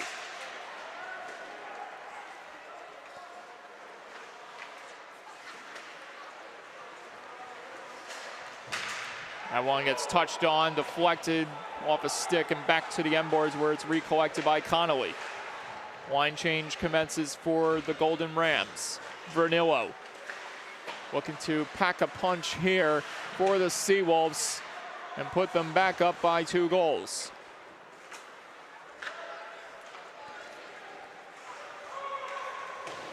Another dump and chase for the Rams as the Seawolves get a hold of it. Give and go here with Nakagawa. Anastasio in front. Couldn't put it home that time as Hyde continues to mix it up in the zone. Kept in, shot saved, trickling towards the net, and now in some discomforts. And we'll have to see what the status is for Anastasio, but he looked like he was limping on his strides there. Centering feed in the trailer, save, rebound, another opportunity denied. Regalado, twice as nice. Oh, watch out, a blown tire there for Cooper Smith, but Nakagawa luckily staying in with it as that chance missed over the net for Nestepny. A quiet night for 28, but he almost erupted there as Nakagawa gets floored along the boards. Things simmering down just a bit as Westchester held it behind the goal. And Stony Brook will kick it back the other way or try to get it forward. Instead, Smith throwing the body against his man. That was Crane, who's off to the bench. Haskins try to spike it back forward. Cooper Smith did just that. Smith being entangled there with another Ram. Lots of perimeter play here for the Seawolves in the Westchester zone. Not able to get much in terms of action in front of the net. This battle of attrition reaching new heights. All this is doing is it's taking valuable time off the clock for Westchester. Here come the Rams, back in the zone, chance from distance, missing the glove hand of Regalado. DeZaro, Cormanic staying on side. Cormanic, DeZaro for wing feed, just misconnecting. And back the other way come the Rams. And offsides called as Sparrow trekked back into familiar territory. And or is this, or was it a penalty? No, just offside. No, okay. All right, because I saw Regalado racing to the bench, and the first thing I thought to my mind was another power play coming up here? But no, it looked like just a stick change for Regalado. You don't see that normally for a goalie. Yeah, they're the only player on the ice that can play with a broken stick, so. Under 5 to go here in regulation. Trezera on the chase. As this one is sent forward. Connolly racing back to collect to prevent the Rams from executing once again. Hyde with a long dart toss around the wall. And back through the neutral zone. In the zone, chance missing wide that time.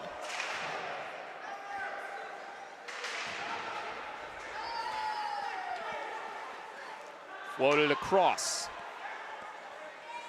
Sent on forward. Hershey.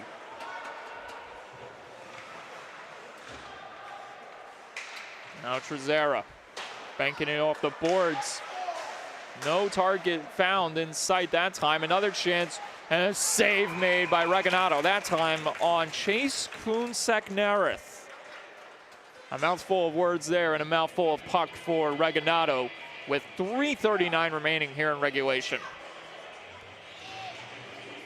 That puck was screaming top left, and Regalado was able to get his body in position and block the puck and get things squared away. And as expected, here is the timeout. This is coming to the side of Westchester as they're going to try to dial something up here with 3.5 to go. Dave Bauer rallying the troops here. Desperation setting in on the Golden Rams. Meanwhile, Stony Brook attempting to keep everything under control as Chris Garofalo and Andrew Vegalucci, along with Michael Burde, try to instill a lasting, impactful strategy on this Seawolves front here as they lead 3-2 in a game that really we didn't expect to see in terms of the pacing and what it was going to be like for Westchester here today. Well, if I go back to my conversation with Vegs earlier this week, he called this series probably one of the most important weeks of the year, and more important than even the opening weekend against Oswego. And tonight, the Seawolves have come to play, and they have a lead coming into the last 3.5 here. And I'm sure the conversation at the bench for the Seawolves is get the puck out, get some offense going, keep the pressure in their zone. Let's get out of here with the win. A big face-off draw coming here. Probably to nothing fancy being drawn up. Oh, yes. Big face-off draw here coming to the right of Regalado. Mara is at the bottom of that pile that was swarmed with all those players, and that chance misfires once again. But tell that to the Rams, who continue to work in the zone, trying to open up the perimeter and get something to go, but instead it's cleared away by the Seawolves. But they can't advance far ahead, and once again, the Rams continuing to put pressure on them as we keep an eye out on the back end to Joe Cardigiano and see when he'll race to the bench. Chance from the top, through traffic, missing wide over the goal. Quick touch there. Another opportunity. This like a penalty kill. Another clear made and a possible breakaway here. If Labos can streak further ahead, no, he's gonna get it, or at least attempt to get it over to Mara, but couldn't do it in time. That try is A great back checking being bestowed by Westchester Express made Webos called an audible there. Either that or Webos just did not have enough left in the tank. Haskins floats it forward. Desire has to pull back to stay on side as we embark on the 2-minute warning. Interception. Cormanic tossed in front. Couldn't get elevation on that shot. And back the other way come the Rams. D'Alessandro down the wing. D'Alessandro feeds it in front. Couldn't be stuffed home. It's cleared away by the Seawolves as this is touched up for icing. And now things are going to get even more intense with the net empty for the Golden Rams. It's Will Stony Brook call a timeout here? absolutely. It's always a question whether in doubt they will bite on stopping the clock. It doesn't look like it is. 1:52 remaining. Cormanic had to regather his equipment there. He lost his glove. Meanwhile, not losing sight of the goal here, the Rams. Another opportunity couldn't be put on that time by Whitaker. And again, Cormanic with the empty awning in sight. Careful not to ice the puck there. Not able to push through the bodies, and a chance. Good poke check there. Regonato. And a big check. A heavy collision between the captain, Cormanic. It looks like we may have an injured player on the ice here. And no arm raised from either official on that hit there. And coming out of the rubble, Connor Stratton, who skates away from the fray, as does Cormanic, who returns to the bench.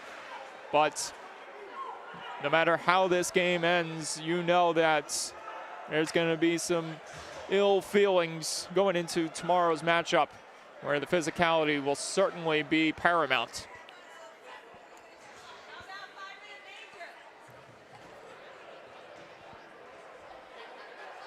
And it's worth noting we got round 2 between the Seawolves and the Golden Rams tomorrow, 6:30 Eastern, live from the rinks at that time on LI Sports Network. And yeah, we don't know what's to come in round 2. Obviously, we've seen what we saw so far here tonight at Dix Hills. Well, the conference has concluded that we're going to get no additional call here. Westchester not happy about that. They're expressing their displeasure with the call.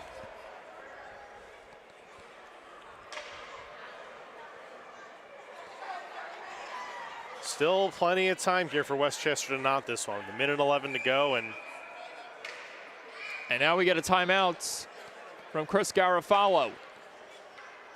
well, take one timeout and turn it into 2, and that's just smart business. Smart business or mind games? Or an extended break, but that goes for both teams.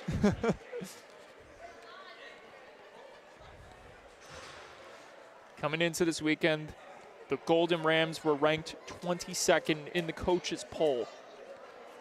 And we only have to wonder if this result holds here tonight, how much they will be impacted in not just the coaches poll, but the ACHA rankings further down the line. Right, we only get the computer rankings after ranking number 5. So the expectation is you don't. Sometimes you see a lot of movement, sometimes you don't, and especially early on in the season, it's sometimes tough to get a read on like who's going to be the top team. You look at the national rankings, and you got UNLV at the top, and they have 28 first place votes. They played 0 games this season. The Running Rebels are running away with the top spot in the ACHA. So they have the top spot when they have no record to show for it. So again, that's kind of the good and the bad of the national ranking, the coaching poll, is it goes on feeling, which sometimes these coaches, they're smart. They have a good read on these guys. Shot from the top, through traffic, swallowed up by Regalado. 1:06 remaining in the third. But the other thing that the national ranking, computer ranking, takes into account is that old strength of schedule. Absolutely. And we can only imagine if Stony Brook does hang on here, how much that strength of schedule will hold in their favor. And future rankings, if they do so, appear in the top 25. Chance missing. Collision near the top at the blue line. Cormatic skating it out of chaos, but couldn't hit the empty net. Watch out here. The intensity picking up ever so quickly.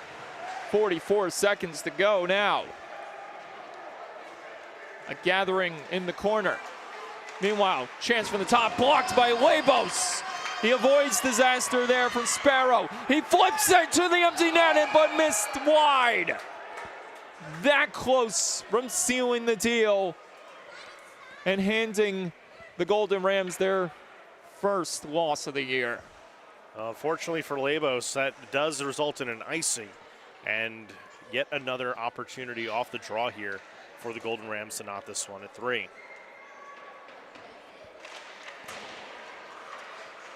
Shot, glove save, Regalado.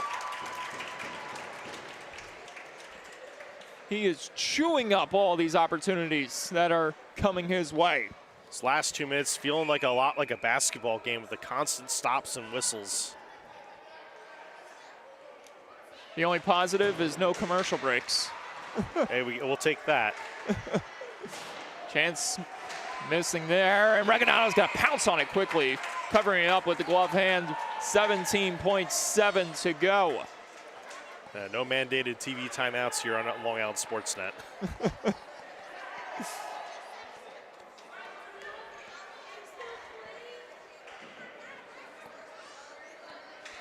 Perhaps the biggest draw here. That's if we don't get another stoppage. Mara got dumped to the ice. Centering feed, wouldn't go, couldn't connect. Cleared away by the Seawolves. Under 10. A long desperation heave. Won't be enough. Chance at the buzzer. Perfect, no more. The Westchester University Golden Rams have been defeated by the Stony Brook Seawolves as Chris Garofalo and company hand the Golden Rams their first loss of the season. A huge victory by the final of 3-2, and for Steven Regalado, the bounce back win he was aiming to have after leaving in defeat this past Sunday against Oswego State. And the Seawolves salute their fans that made the trip over to Dix Hills here tonight. A different venue than what we are usually accustomed to, but luckily for us, we go back home tomorrow at the rinks. And Trevor, what last words do you have to indulge in before we step off the air? Well, it was a complete effort here from the Seawolves tonight. Westchester coming up just a bit short tonight as they fall to the Seawolves 3-2. A lot to like about the action on the ice tonight. Good, clean play. Tightly called game. Great fans today. A lot of positives. Raised a lot of money for the Alzheimer's Foundation here. Absolutely, that is the main story. When it's all set, when everything is all dissolved on the ice, what matters most is what happens off the ice. And tonight, what you alluded to right there, that's what we really came here for. Celebrating not only that, a great cause, but yes, for some good hockey. Absolutely, and I think of course. Tonight, both teams delivered a great game, and we're going to get out of here because we got a half-mile walk to get back to our cars. Oh, yes. Well, we can only assume that the temperature is going to be anything but cool tomorrow night at the rinks. There's a storm brewing heading to the island, and perhaps another storm brewing when the boys return to the rinks tomorrow. And we'll have the call for you. But until then, we're going to say goodnight and pack things up here. For Trevor Magnani, this is Mike Calandra saying so long. Good night. You have been watching Stony Brook Seawolves hockey on LI Sports Network. At Stony Brook Medicine, our gastroenterologists perform a groundbreaking procedure that restores the ability to eat, so Kevin can enjoy dining out again. Our kidney transplant team has one of the fastest transplant rates in the nation, so Pat can spend time doing what she loves. Our skilled surgeons perform robotic-assisted surgery for colon cancer, so Chris can get back to reeling them in sooner. Leading the way to make your life stronger, we are Stony Brook Medicine. All we do is all for you.